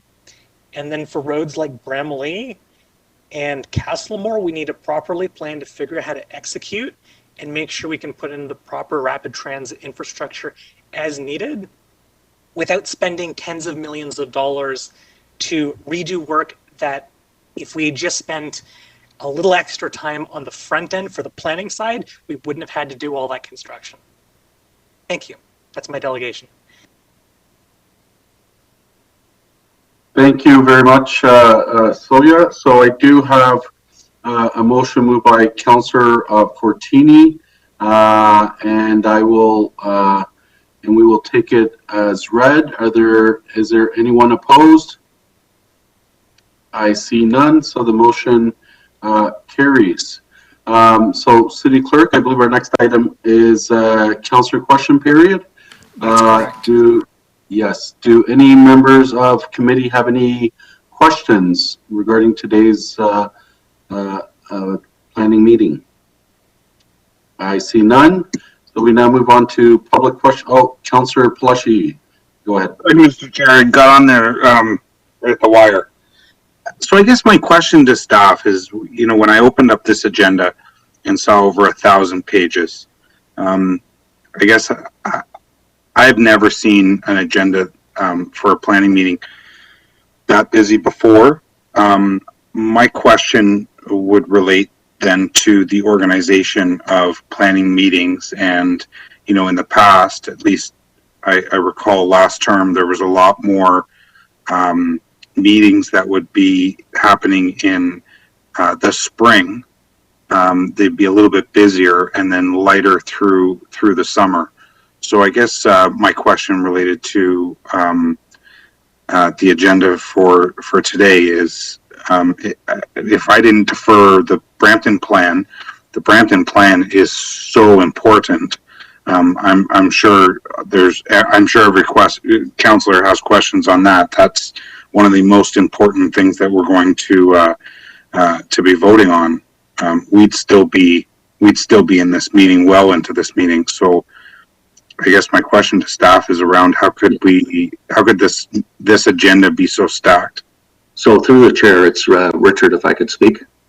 Yeah, go ahead, Commissioner. Yeah, thank you, Mr. Chair. So the good news is that there's lots of activity going on. We're seeing a significant increase in the volume of site plan applications, pre-consultation applications, significant increase in number of inspections, in number of building permits, which is all good news because that means that there's a lot of interest in Brampton.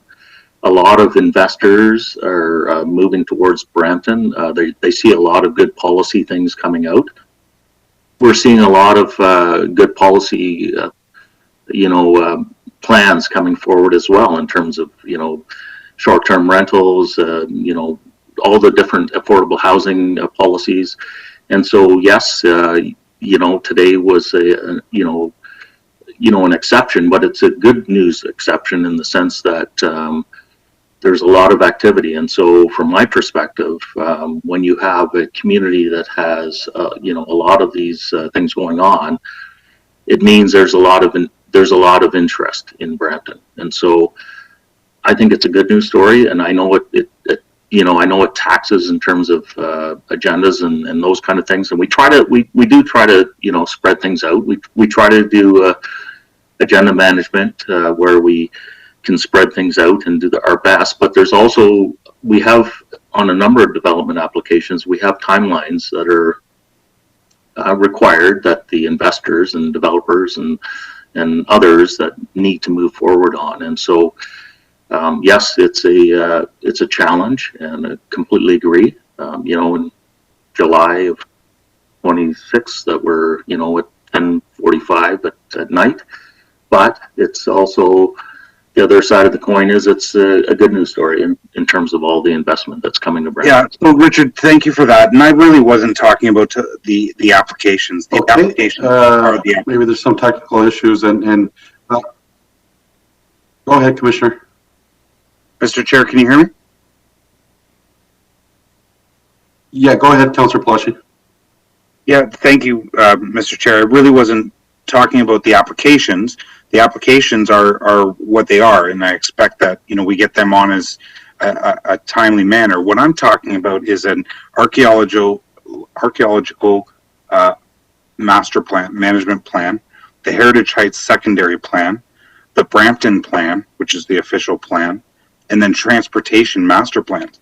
Those are some huge plans that have been stacked on one agenda, where it's almost like if I could have gone into the Heritage Heights secondary plan, and I'm very grateful to staff in constantly reaching out and keeping councillors apprised of what's happening with that, so I didn't have to.